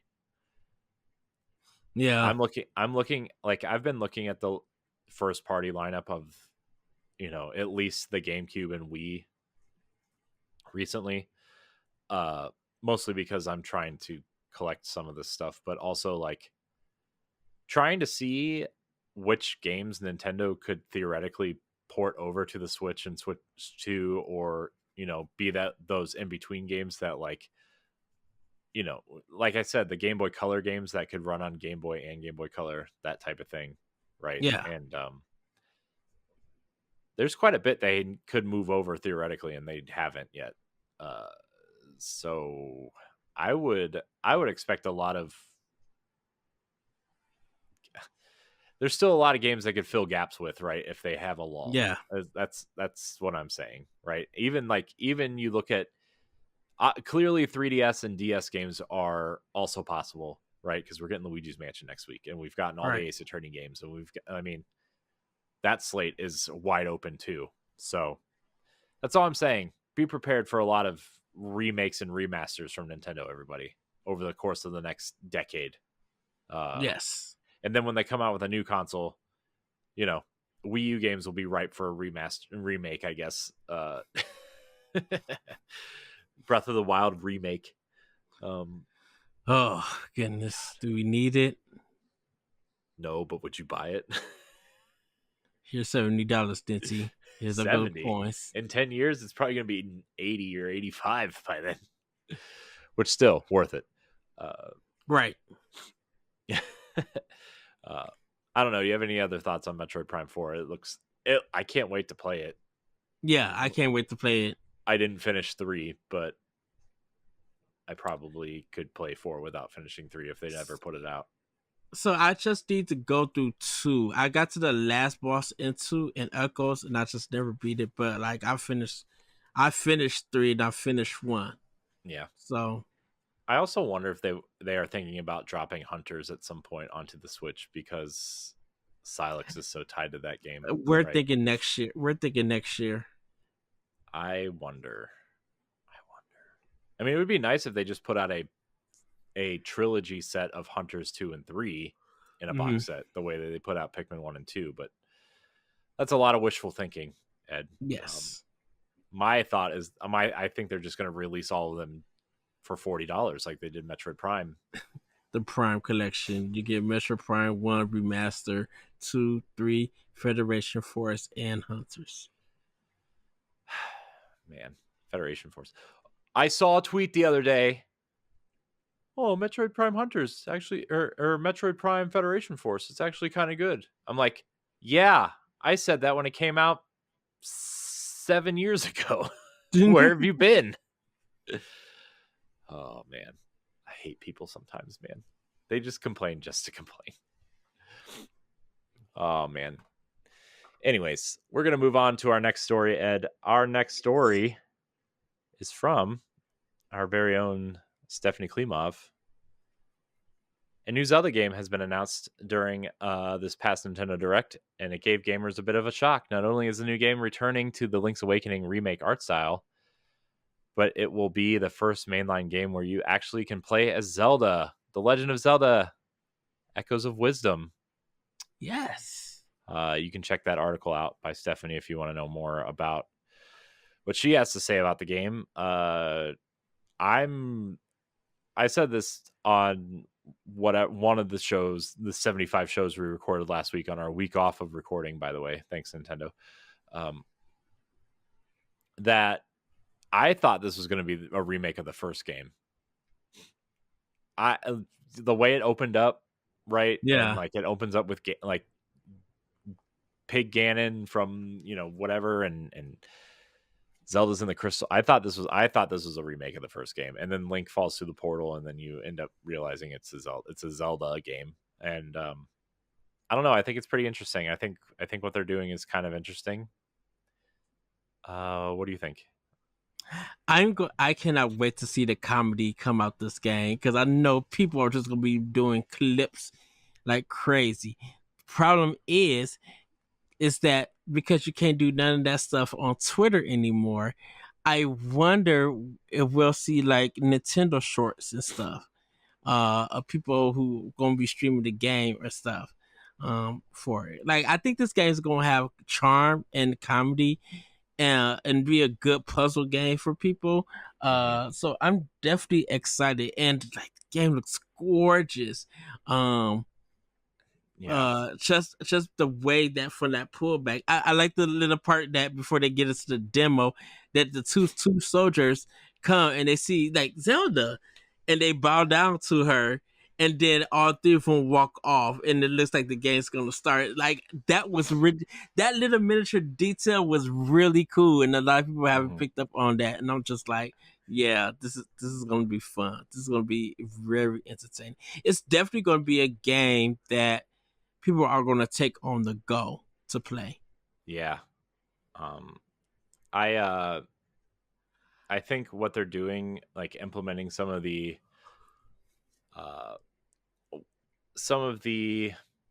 Breath of the Wild kind of Tears of the Kingdom, solve these puzzles how you want to by duplicating these items, like, seems really interesting.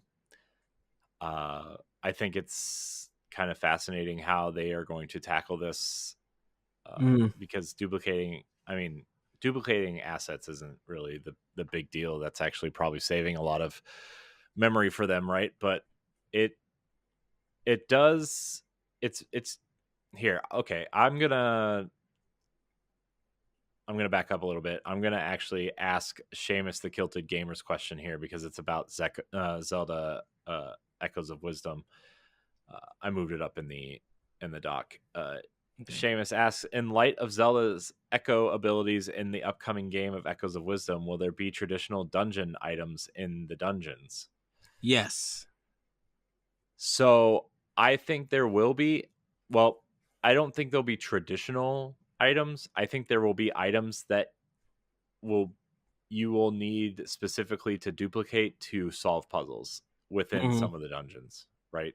And so that's what I think. I don't think you're going to go in there and find a hook shot and then use the hook shot to solve the dungeon, right? I think there are going to be specific items in there that you will use mainly to solve the dungeon, although there will probably be several other ways you can solve those issues without ever getting those items, in my opinion. I think it's going to allow Tri to expand the that staff that Zelda holds. Yeah. So. Yeah. Because she's still, because it's going to look like she's still going to have parts of the land that she's going to have to run away from the darkness. Yeah. Yeah. So that's my opinion. I think the duplicating of items is interesting. I wonder if Zelda's going to have any attack abilities on her own. It doesn't really look like it, which is kind of disheartening, but that's a conversation for other people to have, I guess. I think I can't wait, because I love this art style. I love I love Link's Awakening. Yes. You know, that game means a lot to me, even though I've never beaten it. But that game just means a lot to me in a lot of different ways. So I got to finish Link's Awakening on the Switch. I got to finish it. Yes. I have to finish it now. I have to finish it before September. So that is The Legend of Zelda Echoes of Wisdom, coming September 26th. Almost 5 years to the day, Ed, of Link's Awakening remake. So I know, it's crazy. That's so cool. Man, Link's Awakening is so good. It's so good. Anyways, on to the next story here, Edward Varnell. This one comes from Block on bossrush.net. You can check out the article there to see what he has to say about it. But after 9 years since the last new entry, the Mario and Luigi series has returned and is coming to the home console for the first time. Mario and Luigi Brothership is coming November 7th. Looks pretty good. I'm into it. I'm sure 99% of the people that are playing this will play it in handheld mode, but you can technically play this on your TV, and it's the first time you can do that. So I think some people are agreeing with you, Corey, about the art style for this game. That it looks kind of weird. Yeah, but I love this art style. I'm definitely looking forward to this one. Yeah. I wonder if Treehouse is going to have any involvement with it, because I'm like, they're probably translating it, right? I mean, they have their whole in-house translation team is there, right? So here's the thing. Theoretically, yes, I like the art style, right? I like that style of art style. Mm-hmm. I wish they would have gone more the Wind Waker route instead of the comic booky Smash Brothers 3DS route with the cell shading, because it just makes it look unpolished. But that's just my opinion. It's not like it. You know. And I know they was trying to go for the Mario Luigi box cover set style, because I'm like, yeah, but at that point, I wish it would have just been a hand-drawn game, you know. Mm-hmm. And because that art style on the box is the best art style, I think, for Mario and Luigi, especially for spin-off games. Yeah. But you know, can't win them all. I am really excited for this game, though. I don't want that. I'm not going to let a small gripe about the art style ruin my excitement for the game, because at the end of the day, I love the Mario and Luigi series. It's one of my favorites. And you know, I started playing it with Bowser's Inside Story, and then I went back and played the other ones. And I really enjoy these games. I think they're great. I think if you enjoy, especially if you played Thousand Year Door recently and you like those styles of RPGs, this is what those games are to a T. Is the ongoing Mario RPG series, right? Yeah. So definitely check it out. I don't have much more to say on this that I haven't said already. I'm just very excited. But Brothership is a cool name too. Let me mark this down. Marking timestamps here. Okay. Our next story comes from, look at that, bossrush.net, from our friend and was on the show a couple weeks ago, Josh Martinez. Wrote an article about Dragon Quest 3 2D HD. You can go check that out too. Dragon Quest 3 2D HD remake is coming to the Switch, and Square Enix also announced the 1 and 2 remake coming in 2025.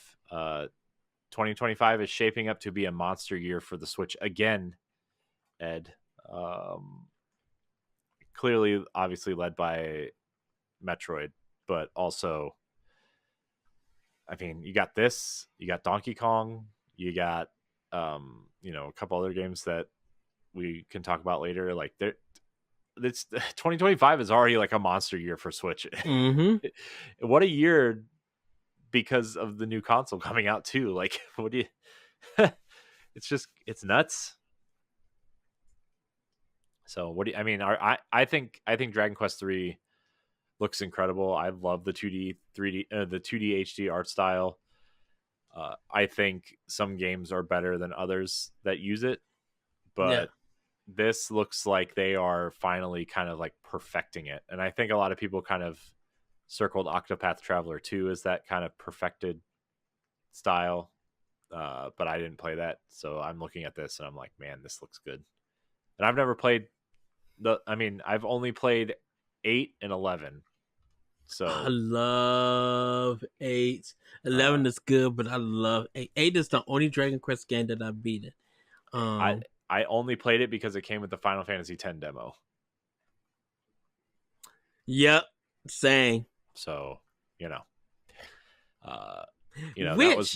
was my Zone of the Enders moment where people bought Zone of the Enders for the Metal Gear demo. Which I wonder if that's a game that Nintendo, like, because Nintendo published Dragon Quest 9, and it's only on 3DS. Mm-hmm.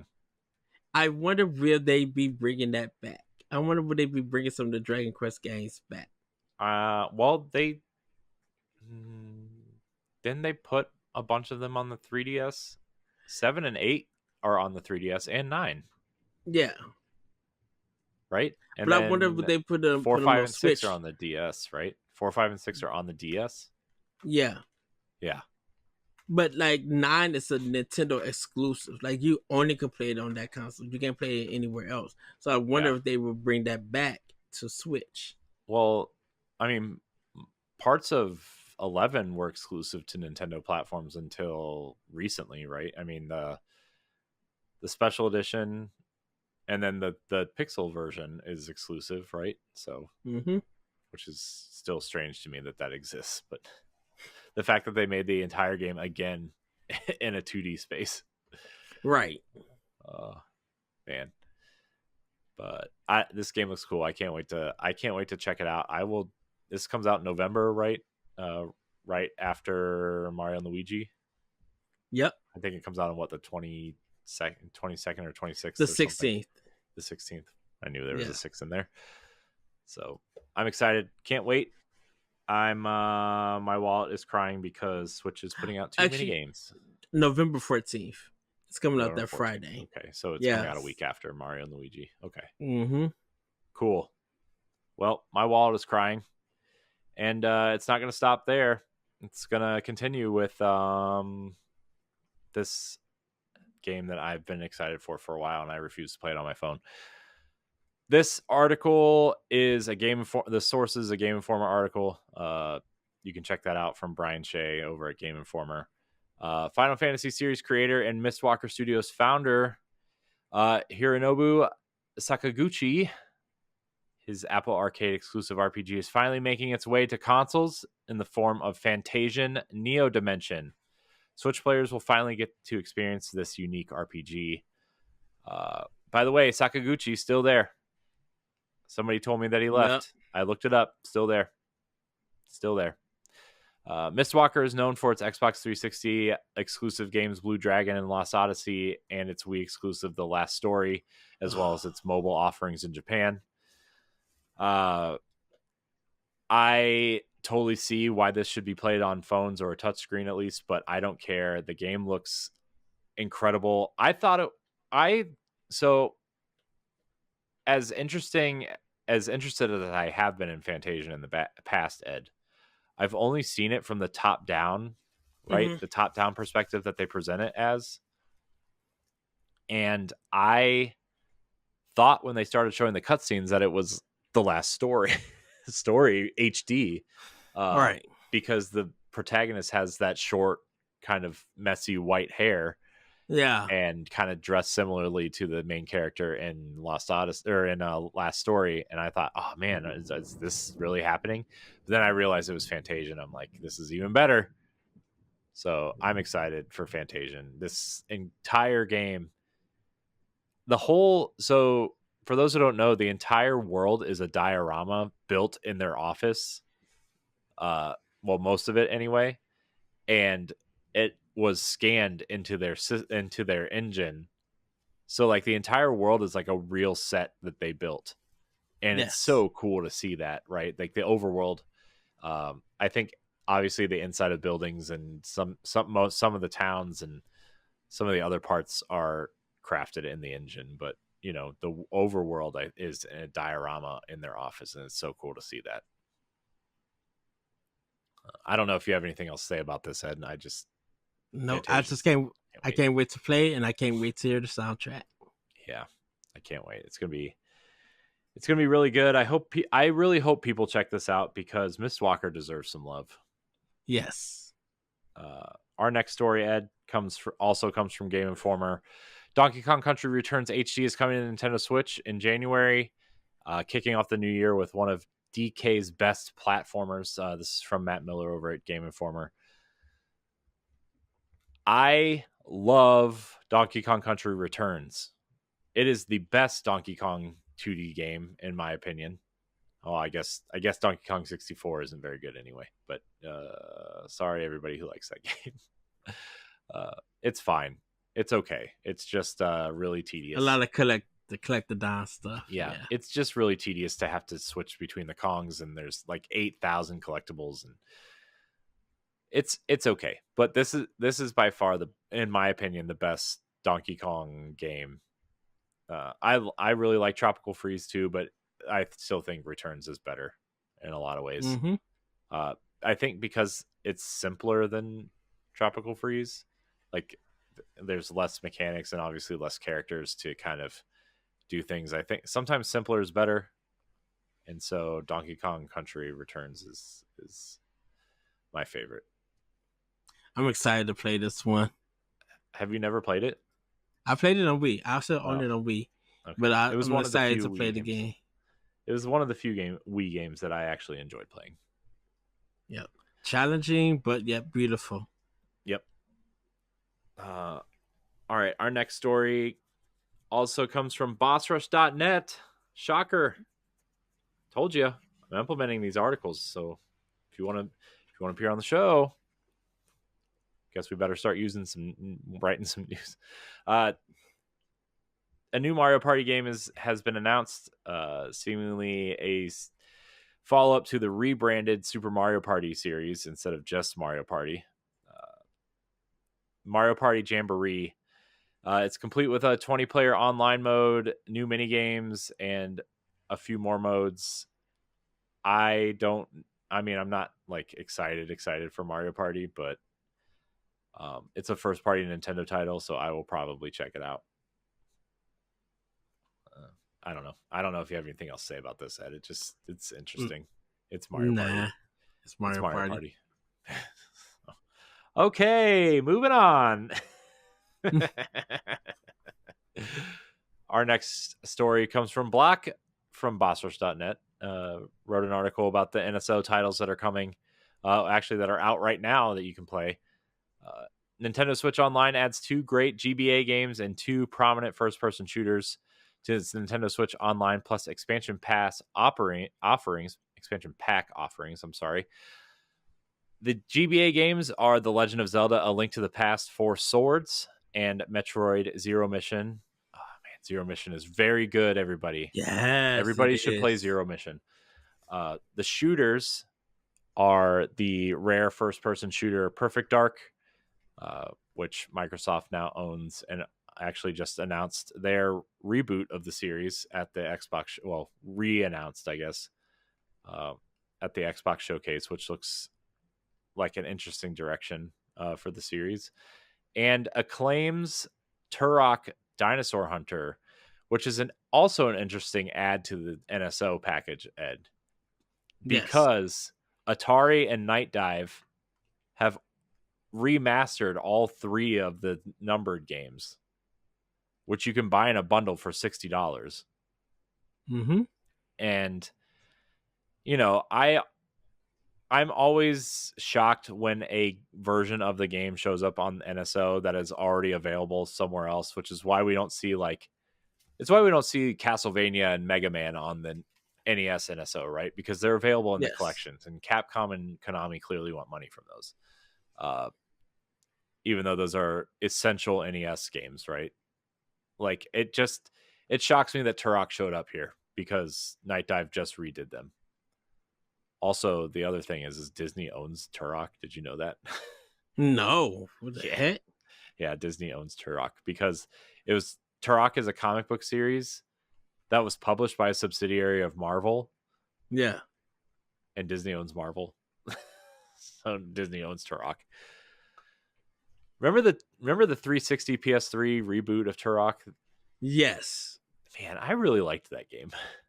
Yeah, it got good rating. I mean, it got average reviews. They said it was good. It wasn't too bad. And they had a nice cover. Yeah. I'm actually kind of shocked there hasn't been like a new attempt at Turok, except for the simple fact that it's a first person shooter that would probably cost a lot of money to make, and budgets are so high that who would actually probably make an awesome Turok game would be id. That would be interesting. Not to get off on a side tangent here, but id making Turok in the id Tech engine, the new one that Doom the Dark Ages is running on. That would be insane. That would get some attention, and instead of fighting giant demons, you would be fighting these giant dinosaurs. I'm just saying. Somebody work it out. Atari, talk to id. Be like, hey, Turok somehow has returned. Yes. Give us some Turok. No, Disney, I don't care. John Drake, I know you're in charge of Disney games somewhere out there. Release the Turok. I don't know where we're going. Okay, get me out of this conversation. I do think that would be an awesome thing, and I think I'm here for it. I do want to say I think it's a little ridiculous that there's a separate M-rated app for this, but whatever. But I think it's just so that kids wouldn't jump onto it and I know. be hitting it.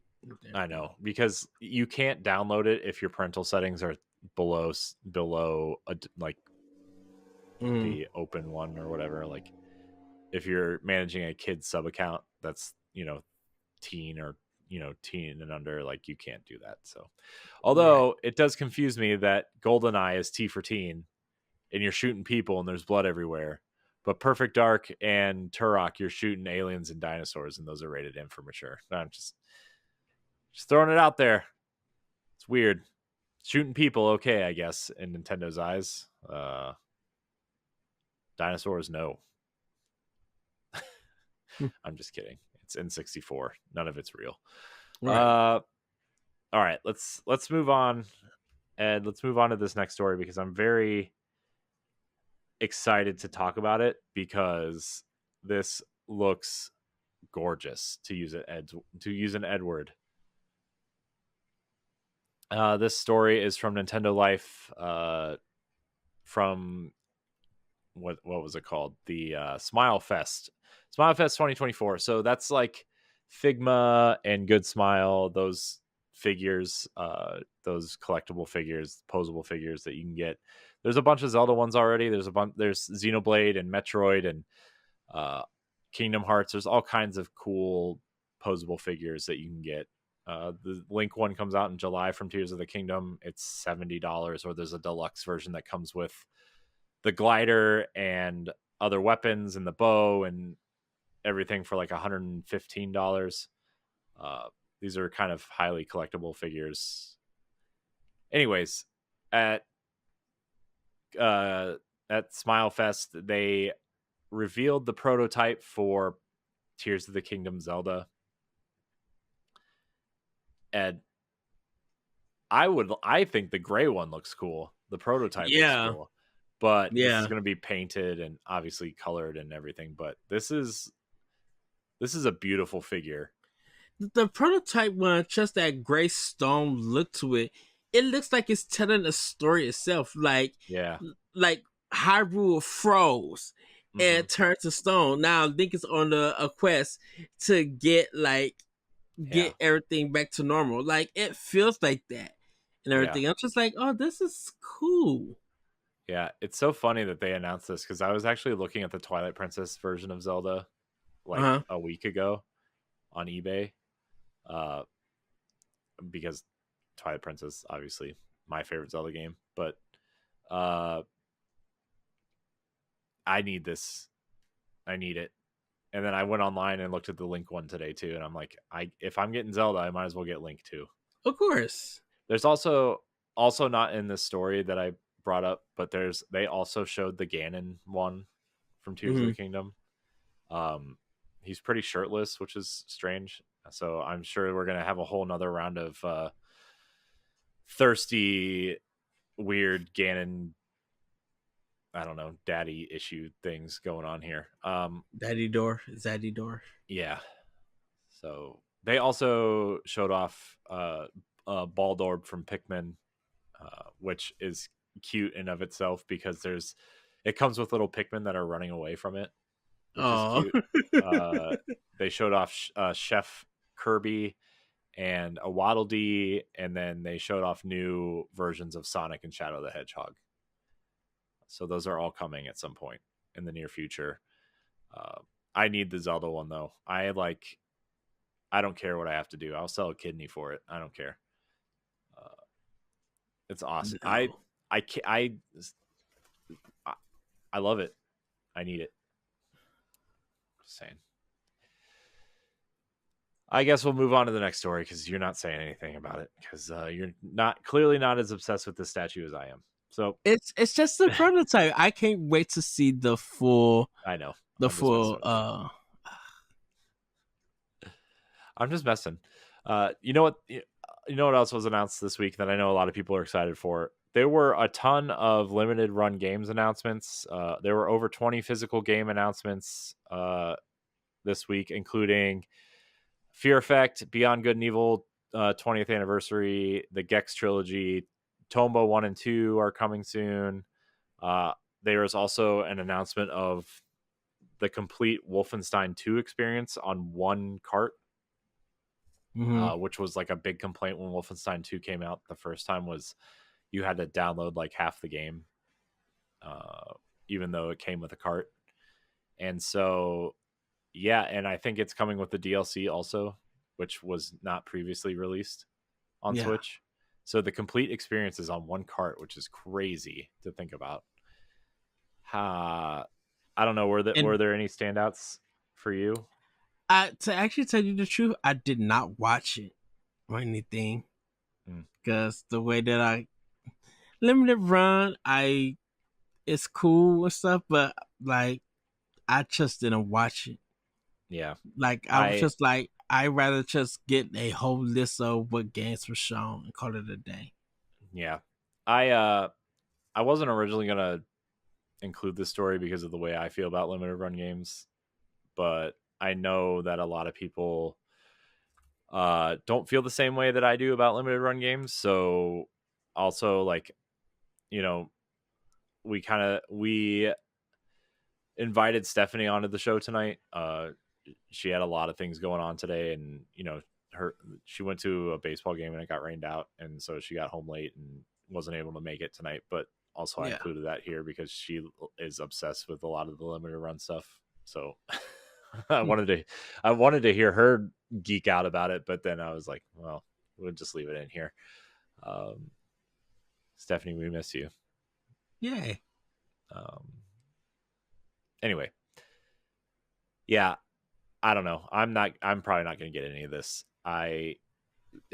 So I bought some limited run games at PAX when we went. Same, yeah. And I looked at them, and I felt dirty by buying them. I turned around and sold them, and I doubled my money. So that's fine. Oh, yep. Wow. I mean, all those games were $39.99 and $34.99 a piece. I paid for them, and I sold Persona 3 for $80. Knights of the Old Republic, which I don't know. That was the one I was conflicted about because I love those games. Yeah. And like, I was like, man, I would love to have physical versions of these on Switch, but they're from limited run. And so I don't, so I bought the first one out of like, I don't know. I bought the first one and I was like, I don't want to own something that says limited run on it. So I sold it, and I ended up selling it for like $65. And then River City Girls 2, I ended up selling for 50. Oh wow! So I ended up River making City like, Girls 2 is good. yeah, I know. I have it digitally, but I just I don't know. I have a lot of negative feelings towards limited run, and we'll leave it at that. I've I said will enough. say I've said too much. I will say that I will get Tumba 2. Hopefully they make it just a digital version of it.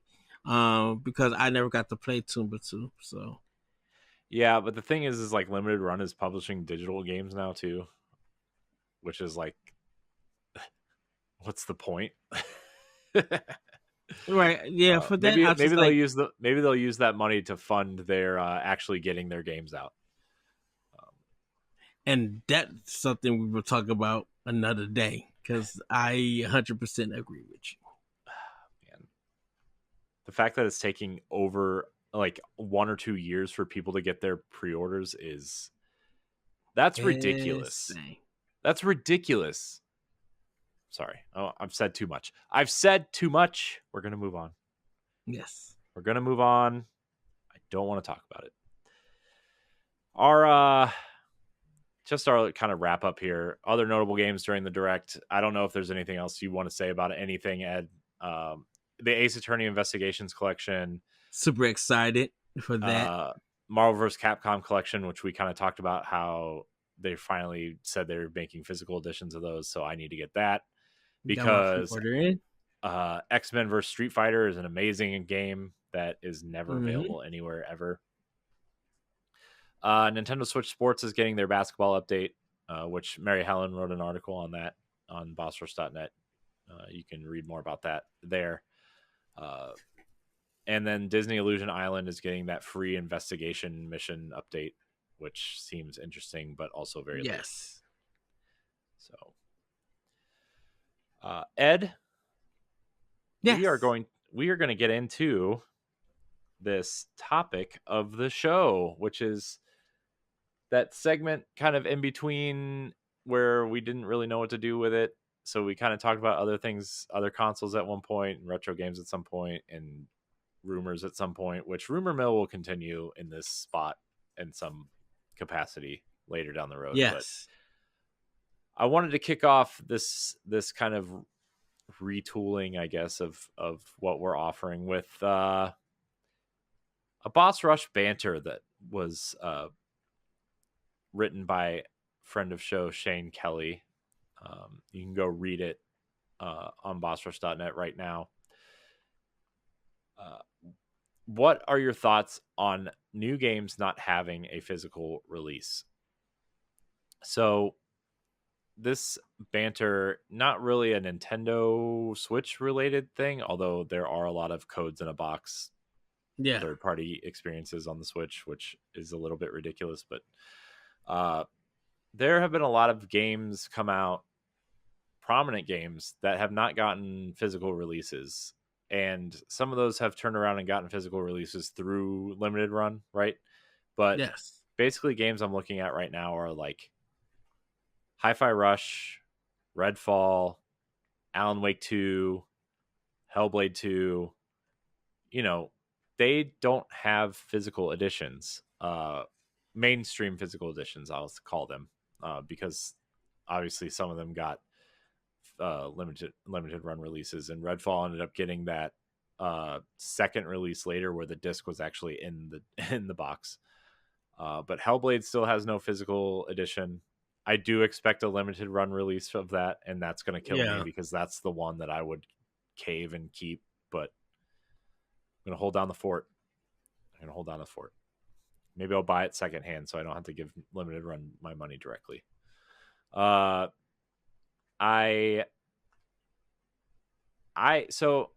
of two thoughts of this, and I know you're very different from me on this. My thought is the way that games are, not necessarily Nintendo games specifically, but like games on other platforms and third-party games, the way they're distributed and patched and changed and, you know, all these things, it's like the game on the disc is not even the game that you're playing, right? And I mean, the shining example to there. Well, there's a couple right now. Shadow of the Tomb Raider, the game on the disc, the last mission and the ending of that game is entirely different on the disc than when you play it patched. It's a totally different boss fight. It's a totally different ending. It's a totally different experience. Once you put that patch in, it changed everything, right? Mm-hmm. You look at a game like Cyberpunk. How many patches and how many years did it take to fix that game? You really want to own that game physically? Right? And I know there's like resale value attached to these games, attached to physical editions, and you know, it's cool to have these boxes on the shelf, which I agree. I like showing off a huge game collection,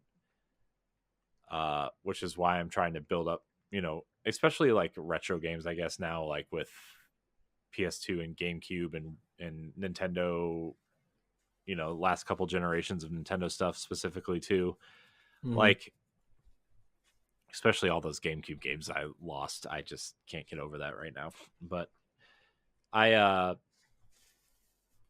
honestly like really don't see a point in getting games on current hardware physically,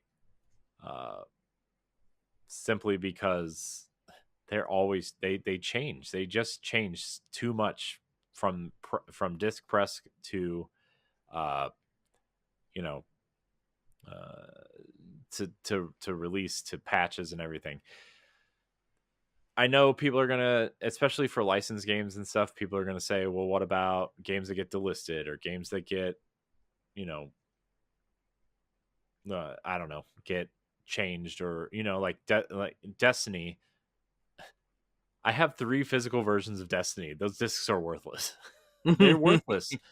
Yeah, like, now they are. I mean, they're worthless. You put it in, it essentially, you put the disc in now, it essentially takes you to the Destiny store page, right?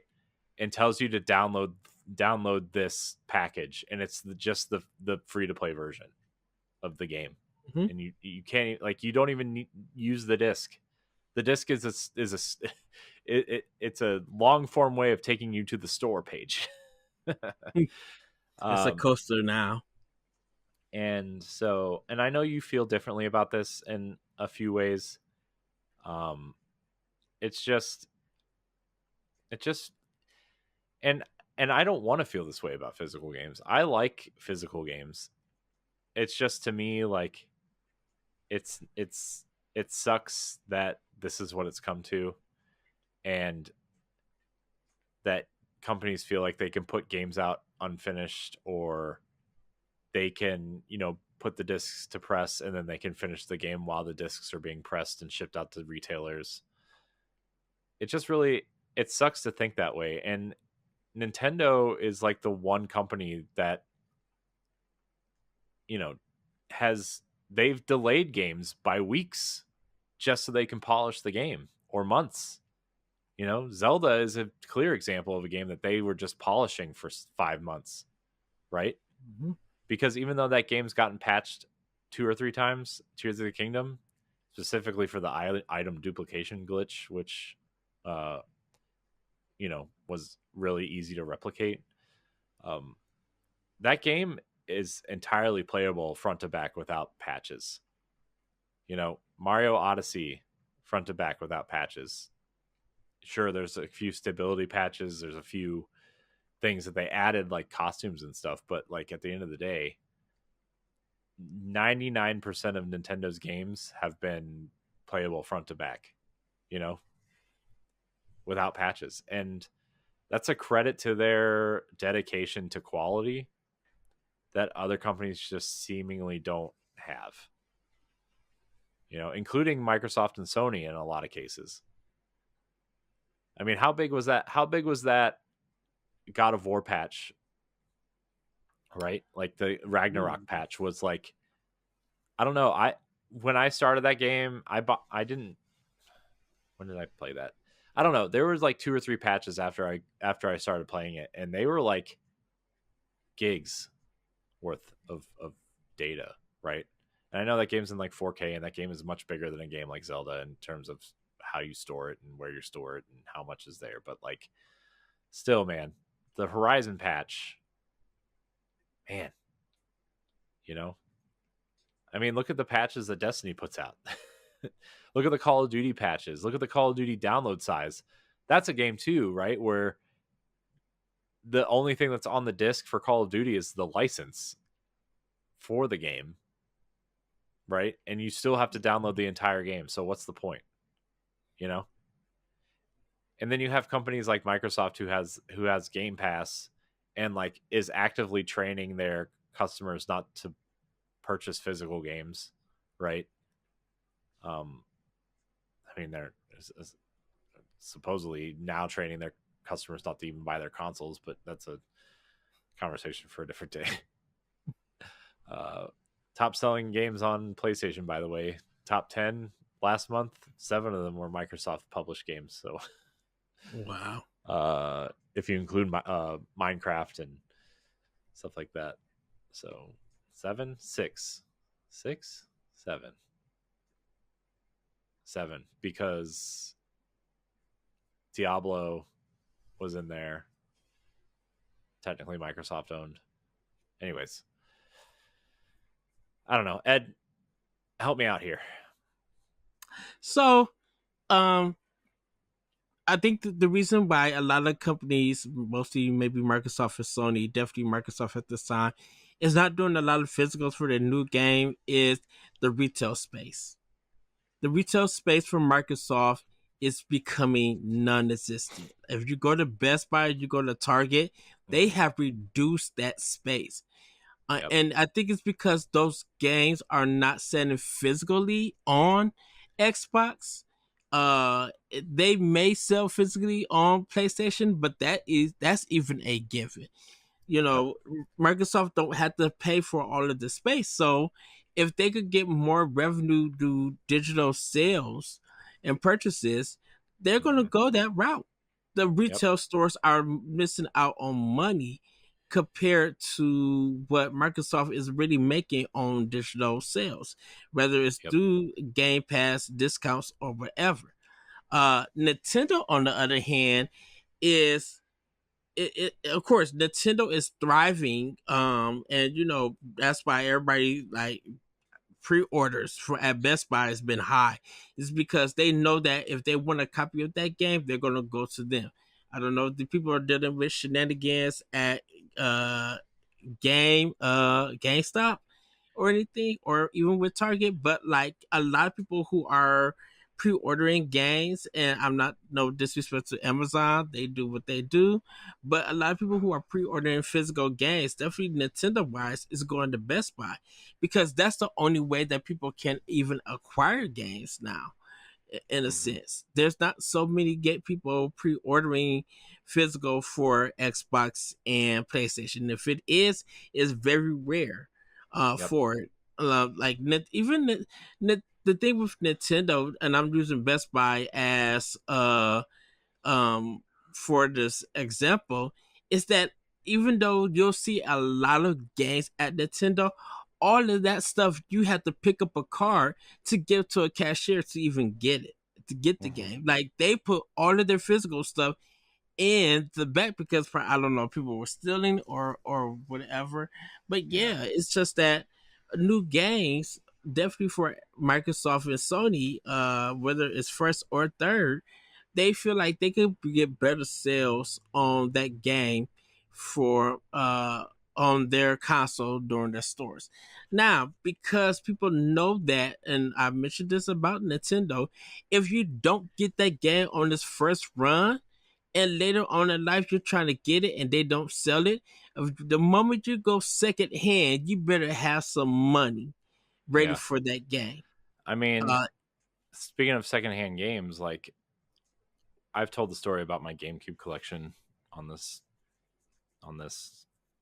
podcast multiple times, but as I've been trying to weed through the garbage of GameCube stuff and kind of curate a list of the games that I would like to have back in my collection, Fire Emblem Radiant Dawn is over $250 if you want a game with a box and the disc, right? If you want a complete in-box version that's like in not even pristine condition, but like good condition, it's going to cost you like $300. Yeah. And the Wii version, which is what, Path of Radiance or Radiant Dawn, I always get those two mixed up. I always get the titles of those two mixed up. But they're direct sequel. Like the Wii one is a direct sequel to the GameCube one. So like the Wii one is starting to creep up in price now too, because it used to hover around $100, right? And I was like, oh man, that's a pretty decent price for that. I should probably snag that. And I was like, I'll wait because I want to try to see if I'm going to get rid of stuff, or we're moving, we're going on vacation. I'll just figure it out later. It's starting to creep up in price now again, and I'm like, man, I should have got that when I had the chance. But I mean, even something like The Last Story, which we talked about earlier with Mistwalker, right? They Yes, I have the collector's edition, and just the disc, not even a box, just the disc is going for like $75-$80. that's crazy. If you just want like the Wii box with it, and like without the collector's edition stuff, it's like $90 to $100. And then if you want the collector's edition, good luck. That's all I'm saying. Right. Good luck.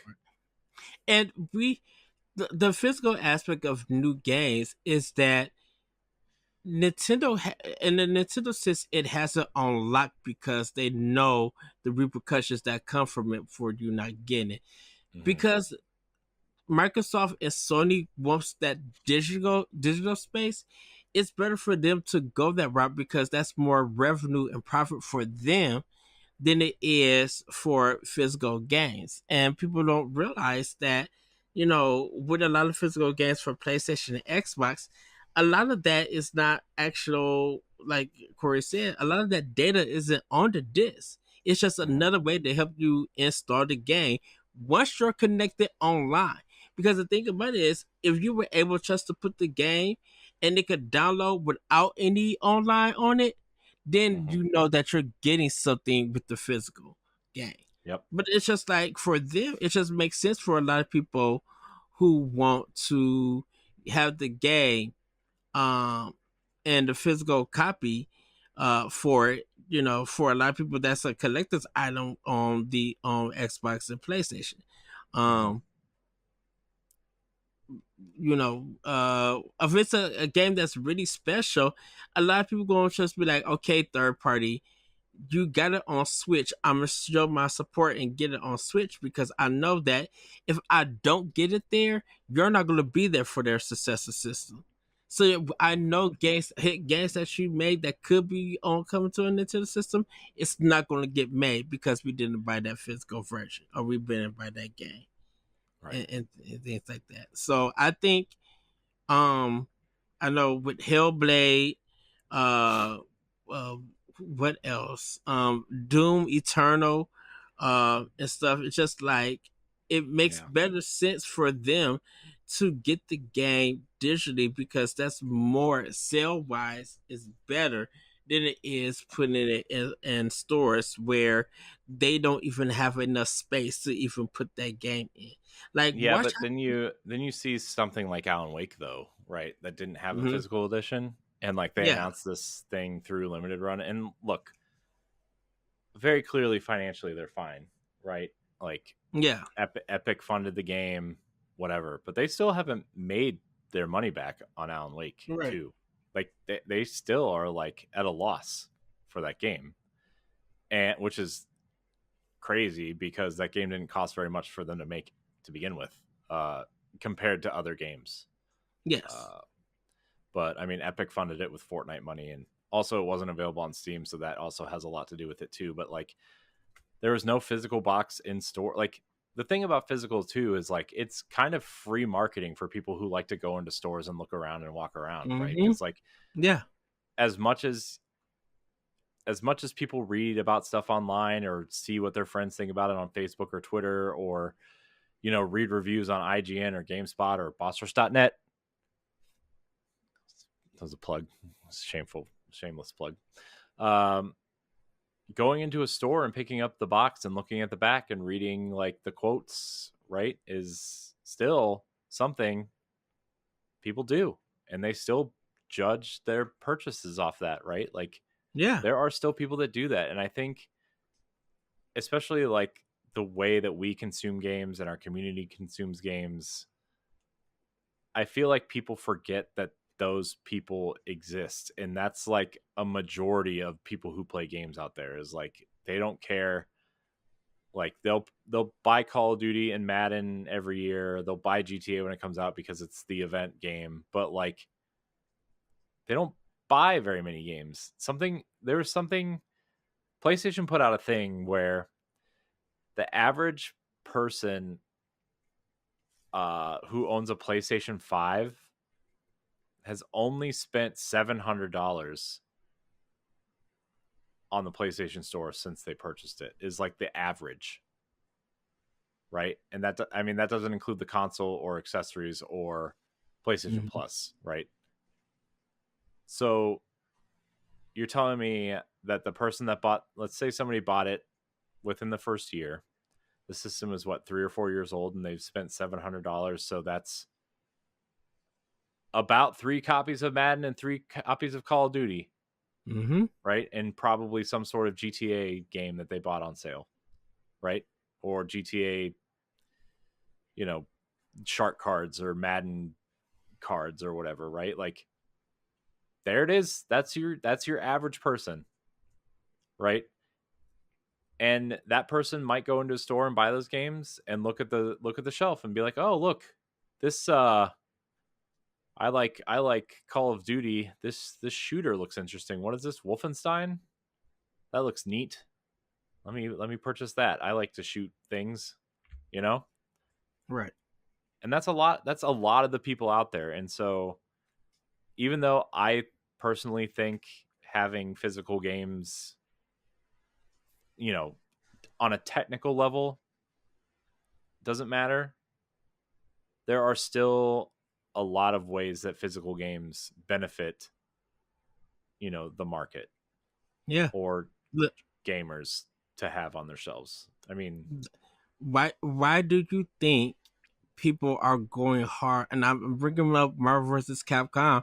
Why you think people are going hard of it? It's because Capcom and Marvel, that license was lost. Those games you could not buy. So now that it's a chance for people to buy, that's why everybody was just like, go pre-order your copy, go get this game.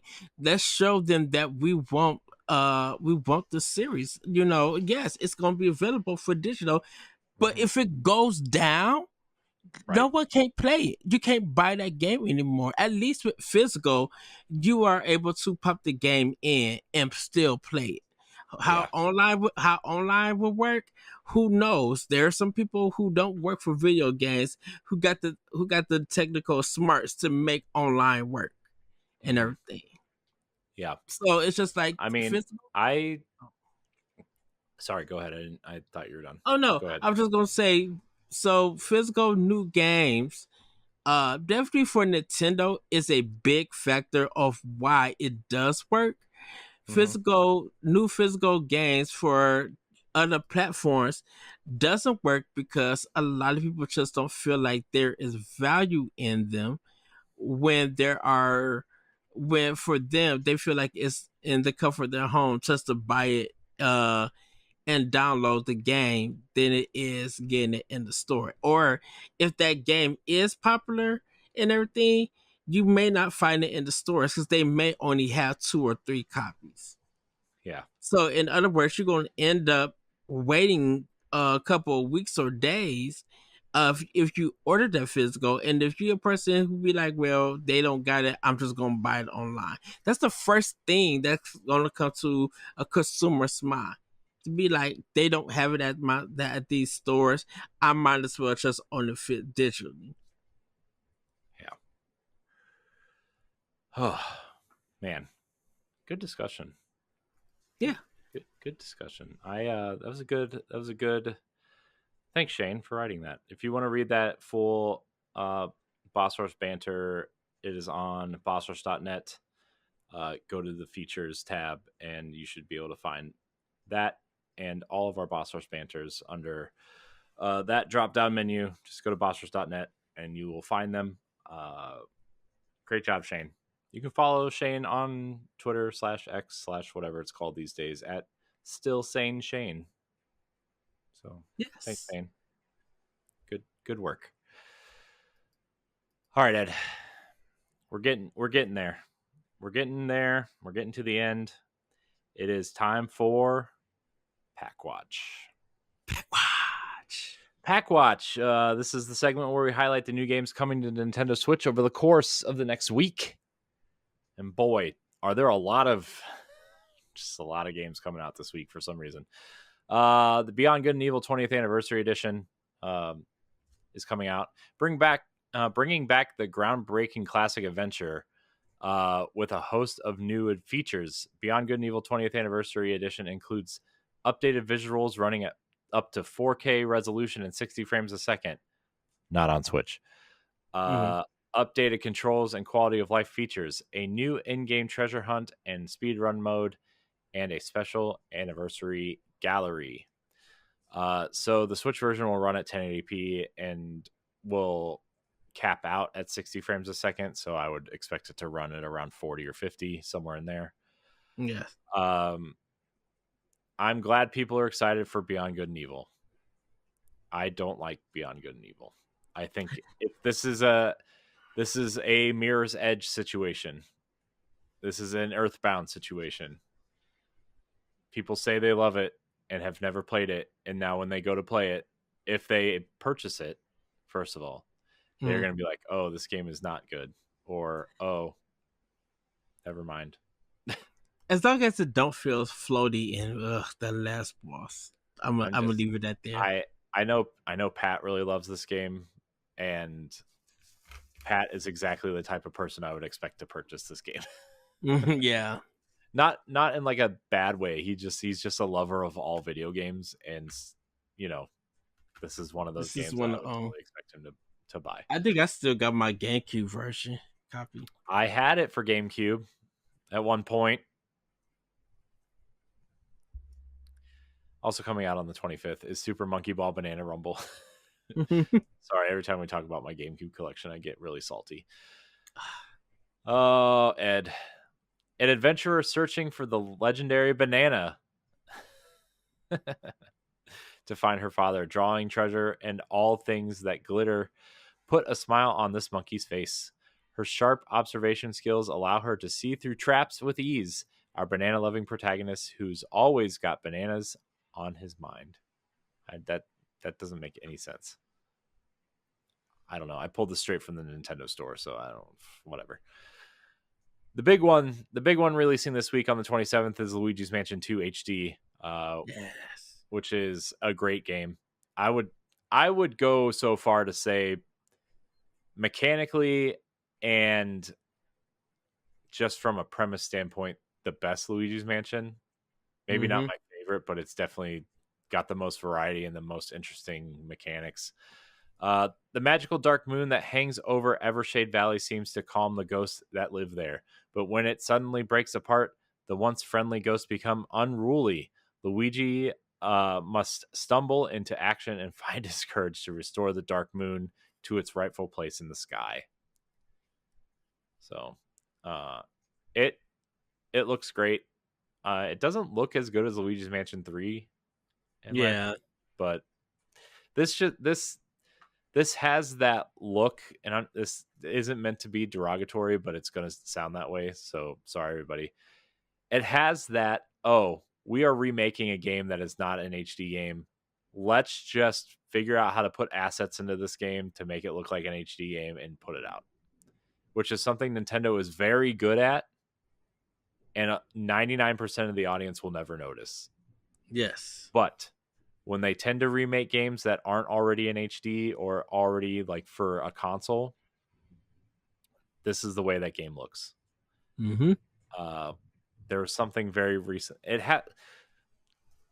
So I can tell you right now that character model of Luigi is the one that's it's ripped right from Mario Party. It's the Mario Party Luigi model. Oh wow. What I had, it's the Mario Sports look, like those character models. It's just like all those like spin-off games have that look to them, and that's what it kind of looks like to me. Oh man. By the way, I re-downloaded Paper Mario and the Origami King because I kind of want to play it, but also our book club game is Thousand Year Door, so I should probably play that instead. Also coming to the Switch from Atari, Neo Sprint. Neo Sprint zooms back to life as a single-screen arcade racer for up to 8 players, paired with a robust track builder and intuitive sharing tools, ensuring a racing experience that satisfies speed demons and architects alike. Campaign mode and Grand Prix and obstacle courses and time trials provide tons of pulse-pounding race content, and multiplayer modes make for chaotic fun. Can you conquer the speedways and claim the fastest times? It's Neo Sprint from Atari. I played that at PAX. It was very fun. Yeah. Also coming on to Switch on the 27th is a game that we love around here at Boss Rush, Tachia. Mm-hmm. It's been out on PlayStation for a year already at this point. It's finally coming to Switch. Our friend of show Kim Chica, actually, formerly of Kepler Interactive, gave us information and stuff about this game, and I think Stephanie reviewed it, right? Stephanie reviewed this? Yeah, she did. Yeah, Stephanie reviewed it, so you can read that review on bossrush.net. Tachia is an action-adventure video game played from a third-person perspective. The player assumes the control of the titular protagonist, who must explore a tropical archipelago to rescue her kidnapped father. It's a beautiful-looking game. It's beautiful. I will probably play it on Switch. I will bite the bullet and buy it on Switch. Nice.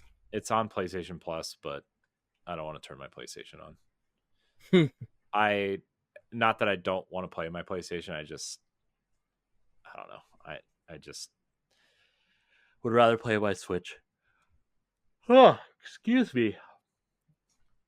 It's hitting that time. It's the witching hour. Yes. It's not. It's 1:30. It's not 3:00. On 6/28, we are getting Spy and Anya Operation Memories. Anya Forger has a new assignment from school. Create a photo diary.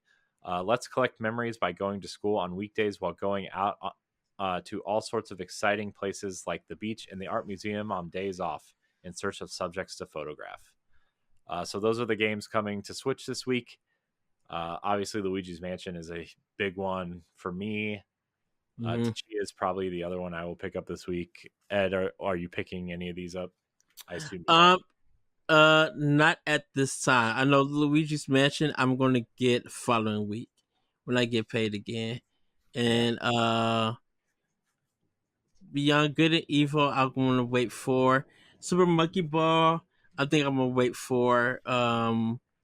Neo Sprint I'm going to definitely wait for. And then Tachia I'm probably going to pick up with Luigi's Mansion. Is Tachia getting a physical for Switch? Do you know? No, I think it's just eShop. Dang. I think it's just the eShop. All right. Well, that's what's coming to Switch. A lot of good stuff. Very, very exciting time for Switch for sure. Yes. Well, Ed, let's get into Question Block. Remember, you can write into the show. Listeners are encouraged to join the Boss Rush Discord or Patreon on our free tier. You can join our free tier there and look for the question threads there. You can always email us at nintendopowblock@gmail.com. You can also look for our Twitter threads if we remember to put one out. Sometimes I don't, so sorry. Our first question of the night, Ed, comes from Mary Helen via Discord. She writes in and asks, sorry, I'm writing this time code down. I forgot to write it down. She asks, after an extended period of time without new RPGs for a lot of their cornerstone RPGs, we got announcements for 2 this week. Do you all think this is a return to a more original content, or will we fall back on remakes only? Whoops, I didn't want to do that. Ed, I'll let you go first. Do you think Nintendo's going to fall on remake RPGs? So with Zelda and with Mario and Luigi, I don't think they're gonna fall back on a lot of their RPGs because we haven't seen like if they really was gonna fall back, a lot of the Fire Emblem games would have got remade and re-released here in People America. were expecting that. People were expecting another Echoes game this week. Genealogy of the Holy War has been rumored forever, and people were talking about it, and I'm like, I don't know, because I think that's what the third game that didn't come out here. Mm-hmm. Because Shadow Dragon is the first one. Shadows of Valencia is the second one. And I think this is the third one, right? Probably. And I don't know. Maybe it's not. Maybe I just made that up. But anyways, continue. Sorry, I was thinking about, you said Fire Emblem, so I got off on a tangent. I'm so sorry. And we know that Xenoblade is being, they're probably working on it, and then Monolith Soft got a new a new IP. Give it to me. We Yokai Watch is a game that Nintendo could have grabbed and brought over. There was a Yokai Watch 4 that just never came here and stuff. So I think like Nintendo will still have original RPGs from Mario and probably from other series.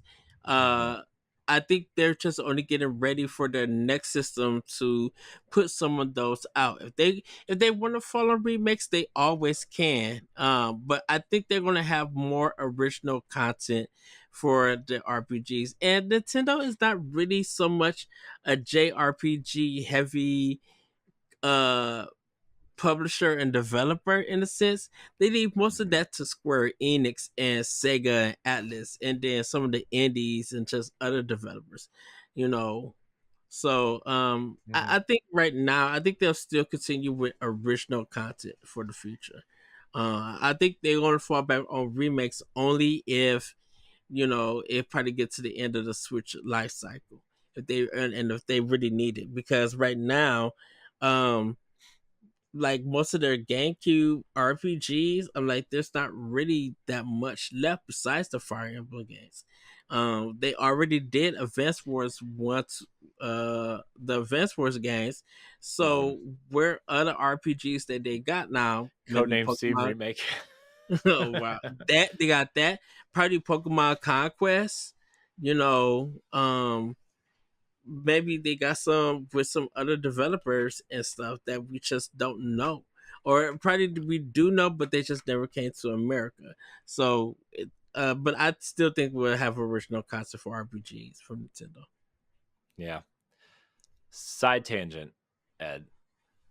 When Metroid Prime 4 was announced, there were 2 series I just could not stop thinking about and wishing that maybe we could get a modern take on them. Whether they're remakes, remasters, or whatever, or preferably a remaster or a remake at least. But Codename Steam, right, which Boss Rush has a lot of history with in general, yes. The existence of it. And then the Conduit. Remember the Conduit for Wii? For the Sega shooter? Yeah. I'm like, where's that remaster? Where's that series? I know Block did a really great Trash or Treasure. He did one of his video series on the Conduit and the Conduit 2, and it's really good. I liked the first Conduit. I never played the second one, but I really liked the first one. Maybe it just didn't age well. I don't know, but I would really like to see Nintendo and Sega maybe partner back up and be like, hey, we have a good relationship, right? How about that Conduit game? You want to remaster that for our console, and we'll give you a couple bucks, And Sega will be like, sure. Can we make a Yakuza reference in it this time? Sure, I don't care. Put them in one of them little gotcha balls. Nobody cares. Sure. Where's Yakuza on Switch, by the way? Dang. They won't do it because of You keep saying release. That. You keep saying that, and you say things. Not gonna come. And the sad thing about it is that the developer or creator of the Yakuza series, he's just like, we love the Nintendo Switch. You know, my associates play the Nintendo Switch, but because we feel like it wouldn't be right to put this adult game on this so-called, which is ridiculous because there's all kinds of games on Switch that are way worse than Yakuza. Mm-hmm.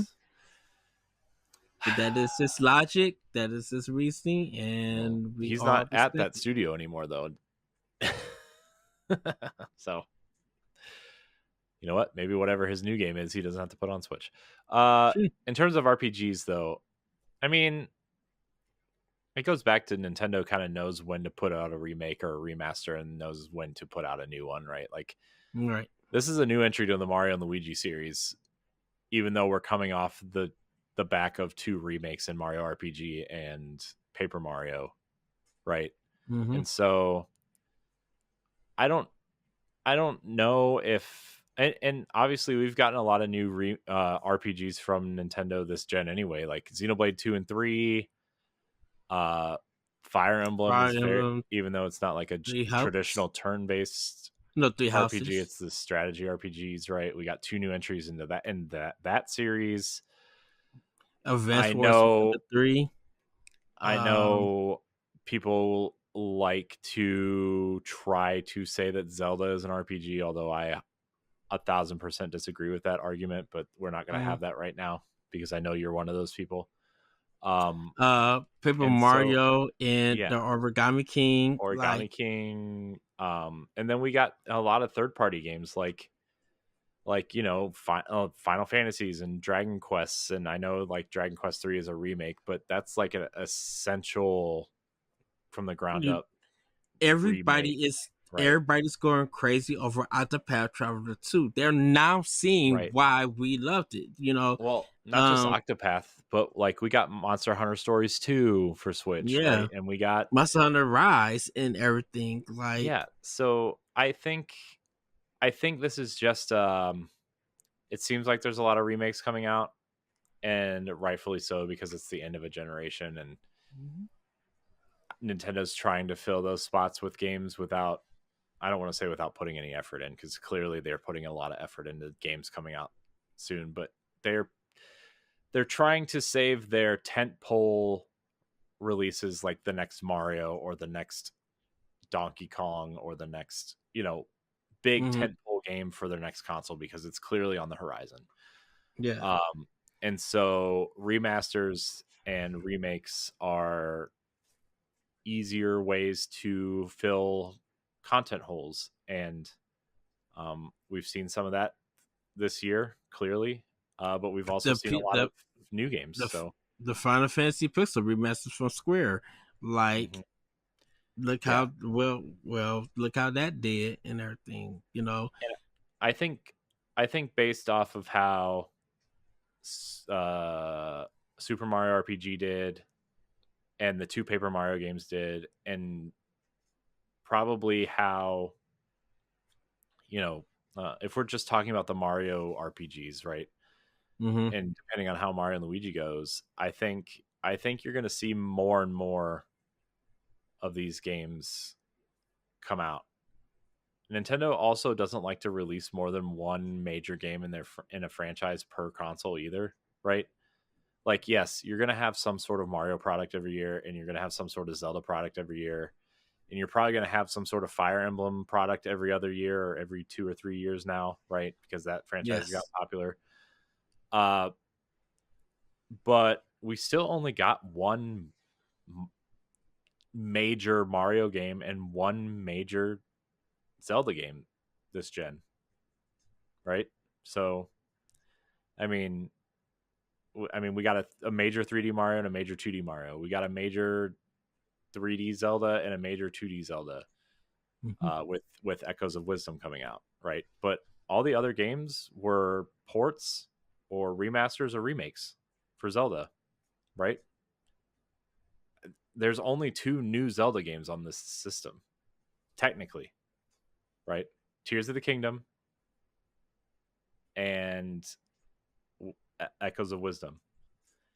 I know people are going to argue with me about Breath of the Wild. It's a Wii U game. It's a Wii U game, right? So, Link's Awakening, Game Boy game. Skyward Sword, Wii game. Hyrule Warriors, Age of Calamity. Hyrule Warriors is a Wii U game. Okay, I'll give you Age of Calamity, but it's not like a real Zelda game. That's a Warriors game. It's a Musou game. It's not a Zelda game. It has a Zelda skin on it, and it's a very compelling story and a great story and a lot of cool characters. But it's not. We're just going by Zelda games. It's not a traditional. I'm saying it's not a traditional Zelda game.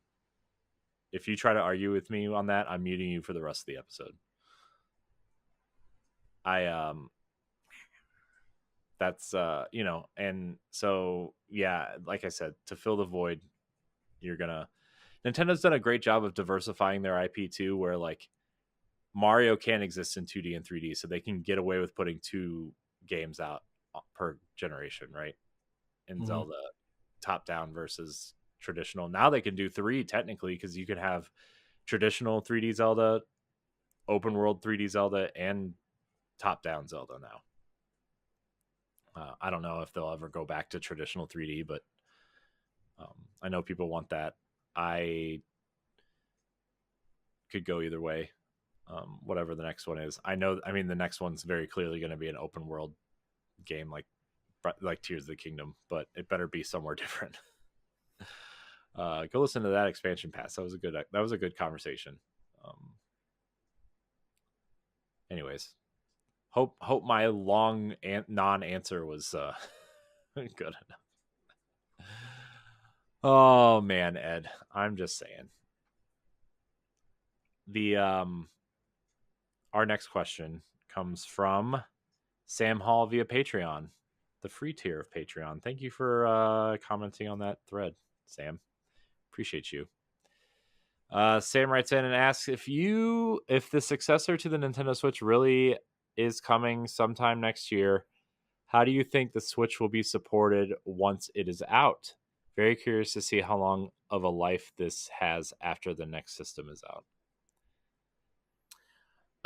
So I think when it comes out, I think it'll probably be 2 or 3 months. I think once Nintendo put out months. Yeah. Nintendo supported the 3DS. Hold on, let me speak. Calm down. Let me speak. I am calm. 2 or 3 months. I'm speaking it as Nintendo might still have some games for it, in case, depending on how development goes and everything. I know that once they end it, and stuff, they'll probably finish out whatever plan that they had before the successor comes out. So any games that they had mentioned in 2025,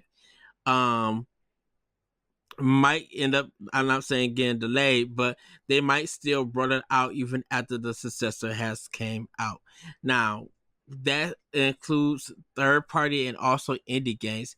They may also have games for Nintendo Switch before while the successor is out also. So I think once, like within that 2 or 3 month time period, once all those plans and stuff are out, a lot of the focus will shift to the successor for it. So I think about 2 or 3 months after the successor come out, Switch will still be supported. Definitely once we start hearing about Nintendo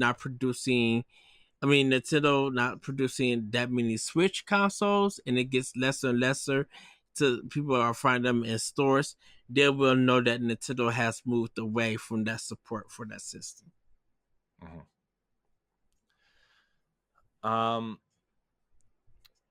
I think the Switch will be supported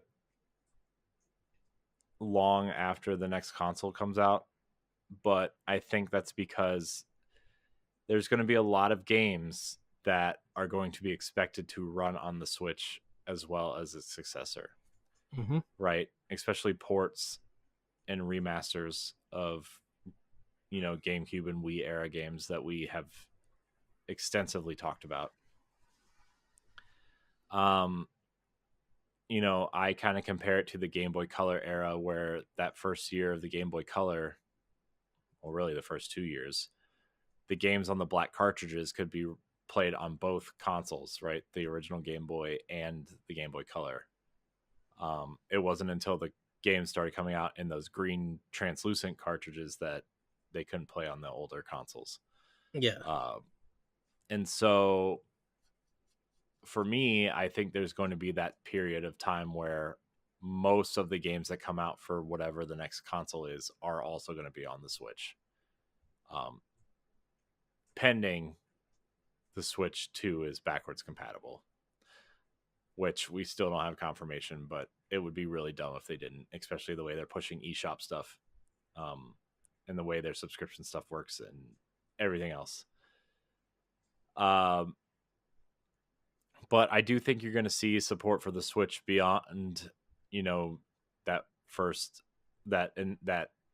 whatever, because the 3DS was supported through 2019, right? And so not from not from major Nintendo games, right? But remakes or remasters or second party teams or third party teams, right? Like we got Kirby's Extra Epic Yarn, we got Poochie and Yoshi's Woolly World, we got 2 Mario and Luigi remakes, we got Samus Returns on 3DS. Like between 2017 and 2019, there were a lot of games. We got a Persona Q2 dungeon crawler, we got another Professor Layton game out of there. I think there was another Ace Attorney game in that range too. Like there's a lot of stuff that came out on the 3DS after the Switch came out. Yeah. And I think you're going to see a lot of stuff like that. A lot of third party stuff, a lot of indie stuff, a lot of kid stuff. I mean, there's a lot of stuff like that that can make that console survive for kids long after the next console comes out. The Switch is going to be the hand-me-down console now, in a sense.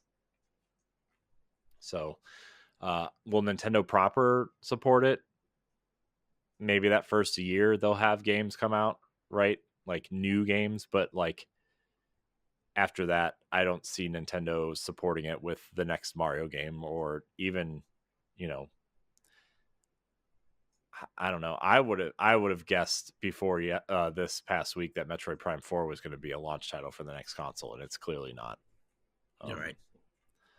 So I don't know. Like the next huge 3D Mario game and the next huge 3D Zelda game are not coming to the next console, right? So they're just not, or not coming to the Switch. Sorry, they will only be on the next console. But if you get something like like Shovel, that's the Mina the Hollower and Shovel Knight 2,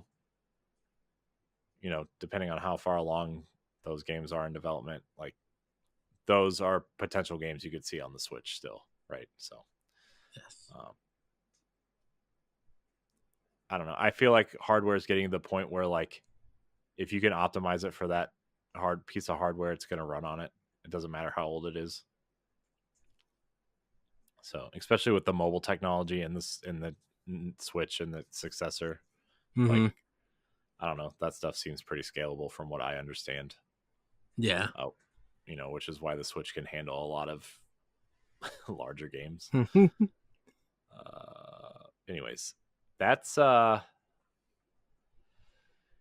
that's gonna do it. That's gonna do it for the questions, because we read one earlier. So that's it. We're gonna end it 3 hours later. Plus the pre-show, plus the post-show. Well, thanks for listening. and or watching Nintendo Pow Block, which is part of the Boss Rush Network. If you enjoyed our discussions, please do subscribe on YouTube or your favorite podcast application. You can support us over on Patreon. That's patreon.com/Boss Rush Network. Any tier grants you early access to all of our podcasts. Follow us on all social media platforms at Boss Rush Network. Thanks everybody for listening. Have a great week. Have a great weekend, and we'll see you next time on Nintendo Pow Block. Bye, everybody. Woohoo! Goodbye. Stay tuned for the post show. If you want to see how you can become a Patreon producer, head on over to patreon.com/Boss Rush Network.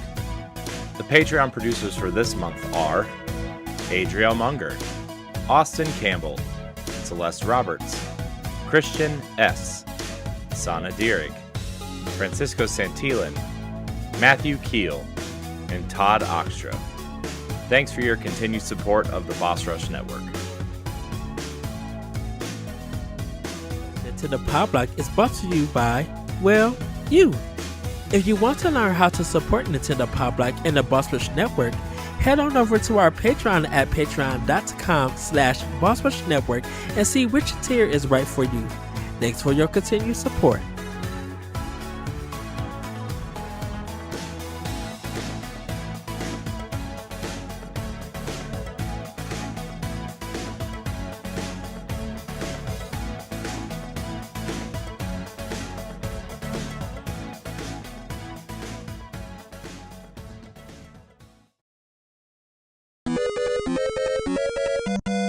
Hello, everybody. Welcome to the Pow Block Post Show. I am your host, Eddie V, and once again, I am with Corey Dirrig himself, boss man. Hello, good sir. Hello. I'm man, I feel like we've been talking forever. Because we have. I know. In a sense. This episode's gonna be so long. It's okay. Welcome to the post show, everybody. Yes. Where we're energized and happy, and it is not late at all. We do got a quick topic for you guys. What are some video game series that have piqued your interest but you've never played or played very little of? So talking about games that, you know, be like, ooh, that's kind of interesting, but you just never invested in. Or if you be like, okay, I'll give that game a try. You tried it for about 10, 15 minutes and then put the controller down and be like, it just never returned. I could actually, oh, go ahead. No, Corey. go. I could actually say like John Madden, like definitely sports games like Madden. I was just never interested in. I mean, I played a little bit of it with my friend. Like we used to play on Super Nintendo, for my next door neighbor. But it was never something that I would go and get and stuff. So, but my interest in it was kind of when I would play with my friend. I'm like, maybe I'll, give this game a try. Another one was like Joe Montana. My brother had it, but when like he like left and stuff, I kind of just like, maybe I should play Joe Montana on my own, and just never did and stuff. Yeah, my list is huge, right? So, and it's not like I haven't been interested in these games or haven't played these games, right? Because I've played some of these games. I've played, I mean, not a lot, but like I've played and I've tried to play, and then I got distracted by something else or whatever. But so most JRPGs, I'm just gonna throw that out there, that aren't called Final Fantasy or Kingdom Hearts, or I guess Xenosaga back in the day, or anything pre PS2 GameCube era. I would like to go back to and play at some point, like Xenogears, especially now more than ever with Xenoblade being so popular. Like and knowing that 3 kind of connects, unofficially but directly to Gears, right? And like that is fascinating to me. And I want to see how it all connects, and the fact that like Xenosaga, like Cosmos and Telos are both in Xenoblade Chronicles 2. I mean, they're as blades, but they're not, they're still in it, and so somehow they connect, right? So but Xenoblade Chronicles is a game that is a series that I am infatuated with, and I've never sat down and finished any of them. So it's on my list, though. It's on the big list. I want to play it so bad, and I just haven't made time for myself. I think Metroid is another series that I would love to play. It's just the Metroidvania stuff makes me feel stupid. The only one I've ever finished is the only 2 I've ever finished, technically the same game, but the original Metroid and then Zero Mission. Those are the only 2 Metroid games I've ever finished. Wow. And so I got really far in Metroid Prime, but then I got distracted by Zelda, I think, and never went back. I've played most of the Prime games, but not finished them. So I know for me, and shout out to Nick at Beyond WASD. Yeah, I tried Half-Life 2. Yeah. They said games you're interested in. Yeah, and my friend was able to get Half-Life 2 for Xbox, and he did let me borrow it and stuff. And I think I was interested in giving that game a try because I heard on how good and beloved this game was, on why PC players were so into it. And so I did give it a try, and I think because of the wonky physics, like, and it's not tight, I kind of just like, okay, and then I just put it down, just never went back to it. Yeah, Half-Life was, by the time I got to Half-Life, it's the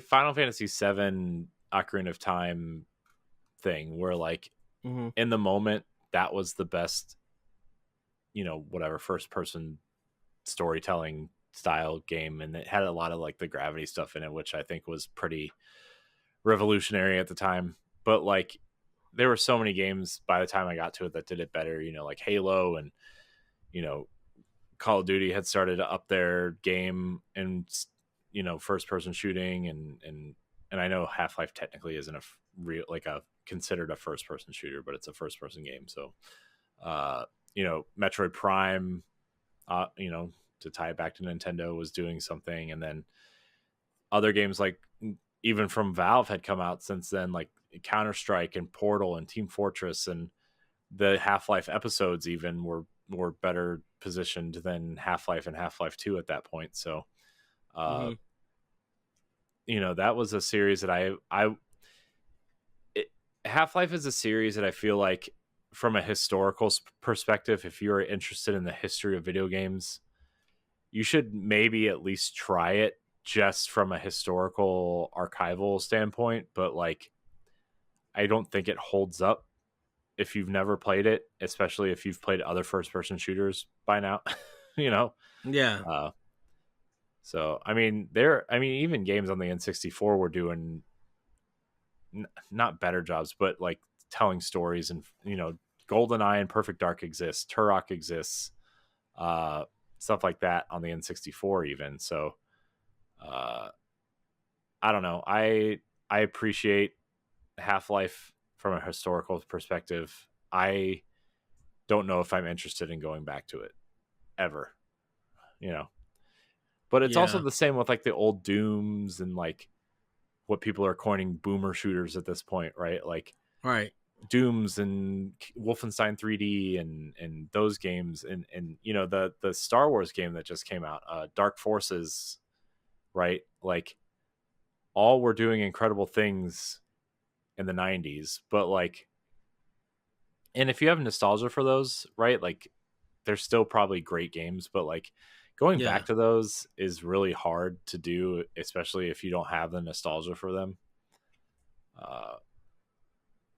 Which is sad because I've always wanted to go back to the original Doom games because I've never played them. I think I played Doom 2 once. And then I stopped playing because it was at a friend's house and they had Roller Coaster Tycoon on their computer too. And I was like, well, Nice. I'm gonna play that. I'm going to play that instead. I know Cooking Mama was one for me. I tried it because my niece just like, "Oh, I'm gonna play Cooking Mama." That's interesting. Like my mom got it for Christmas, and I was just like, I played. It's like, interesting, and I lost interest real quick. I'm like, yeah, this is not for me. Yeah.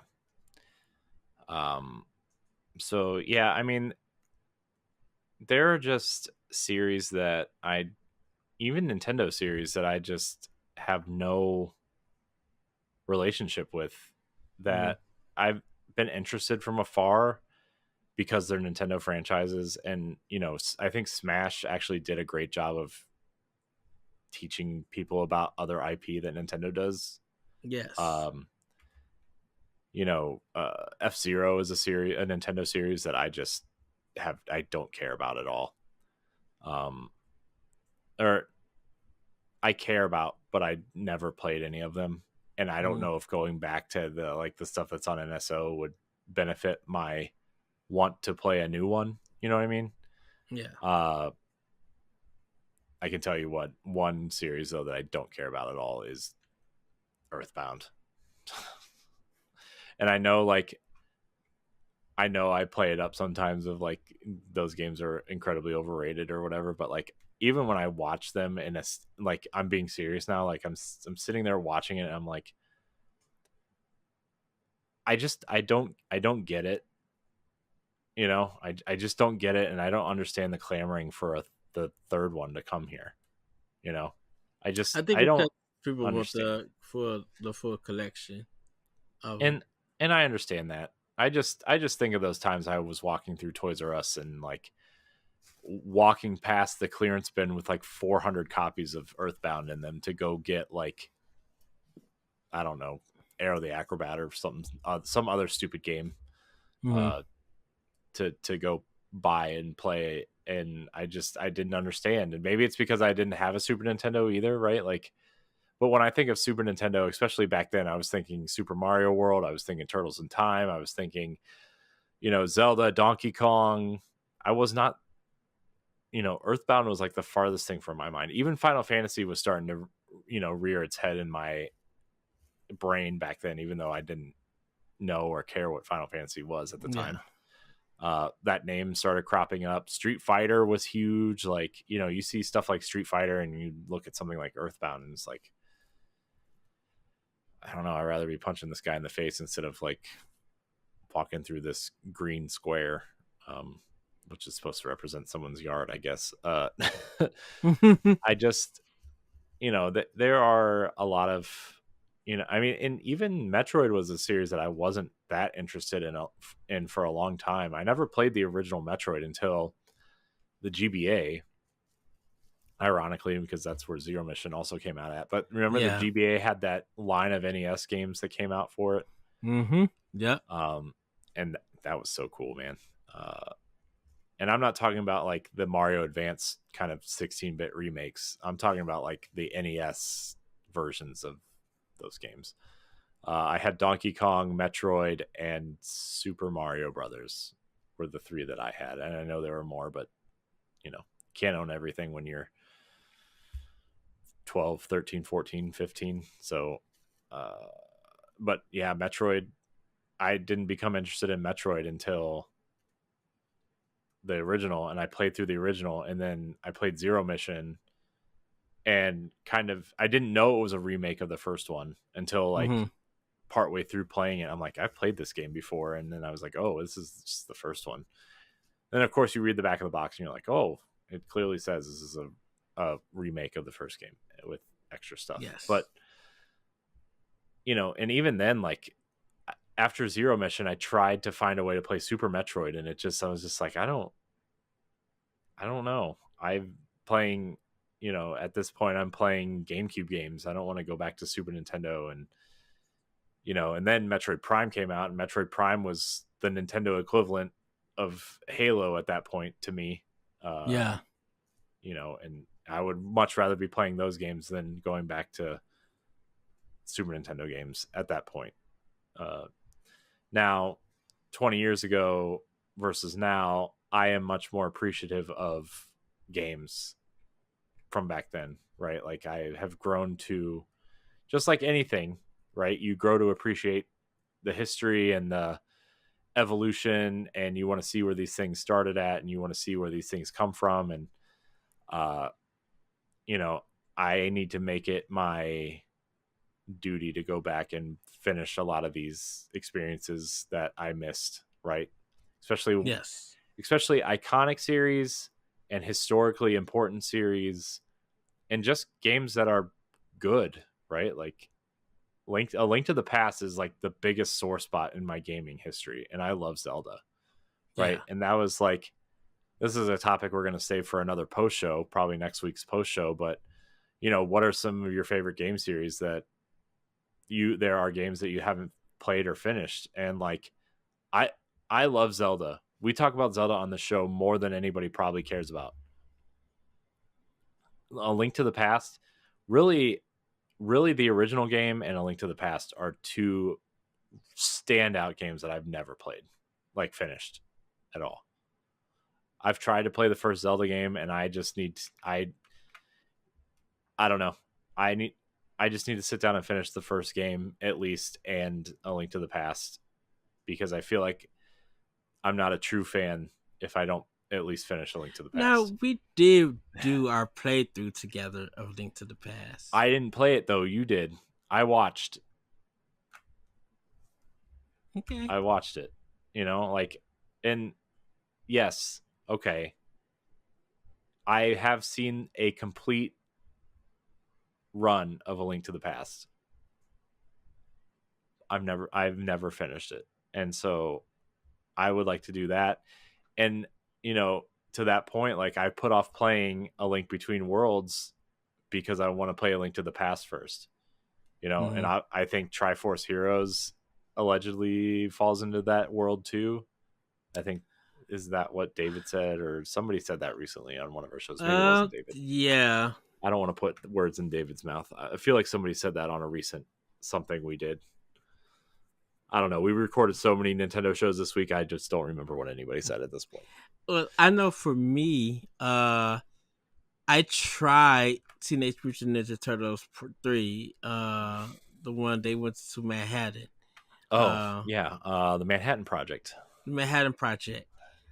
I never got to play it for Nintendo, so I was very interested in playing it. I didn't even make it. Collection? Yes. Mm-hmm. I didn't even make it through the first level, and now my turtles got killed. And I was just like, oh, you guys are doing the Double Dragon thing, the Double Dragon 3 thing. Okay. And got out of it and never went back. Yeah, Manhattan Project's really hard. It's like, because it does the Lost Levels thing where it just expects you to continue playing the original arcade game, right? Which is like, Turtles 2 on the NES. Like, they just expect you to have that muscle memory, and that you actually finished that game and didn't die, halfway through or whatever. But those Turtles NES games are difficult. Yes. And the Game Boy game are difficult too. I went back and tried to play those in the Cowabunga collection. Good luck. That third one though is supposedly really good. It's like a Metroidvania. Supposedly, it's supposedly really good. But yeah, I never got to finish the first one. But Turtles in Time, Harvestone Heist. Oh, those are the best ones. And TMN2, the arcade game, I have beaten. I beat Tournament Fighters on Super Nintendo, but I did not beat it on Sega Genesis. And the bad thing about it is that I bought the Sega Genesis version for $20 Mm. from KB Toy Store and just Mm. could not beat it. And I was just like, well, that's no And interest KB in me. Toys. Yeah, there's no need for me to keep playing it. I'm like, the special moves don't work. It's a little bit slow. Part of the cast I didn't know. I understand like the common art style, but it just yeah, there was just problems with that game. So I was just like, I was interested because that was the first time that I had a game on two different systems at the not at the same time, but I had two different. I mean, the same game on two different systems. Mm-hmm. You know, I got to choose from Sega Genesis or the Super Nintendo for that game. Yeah. So I just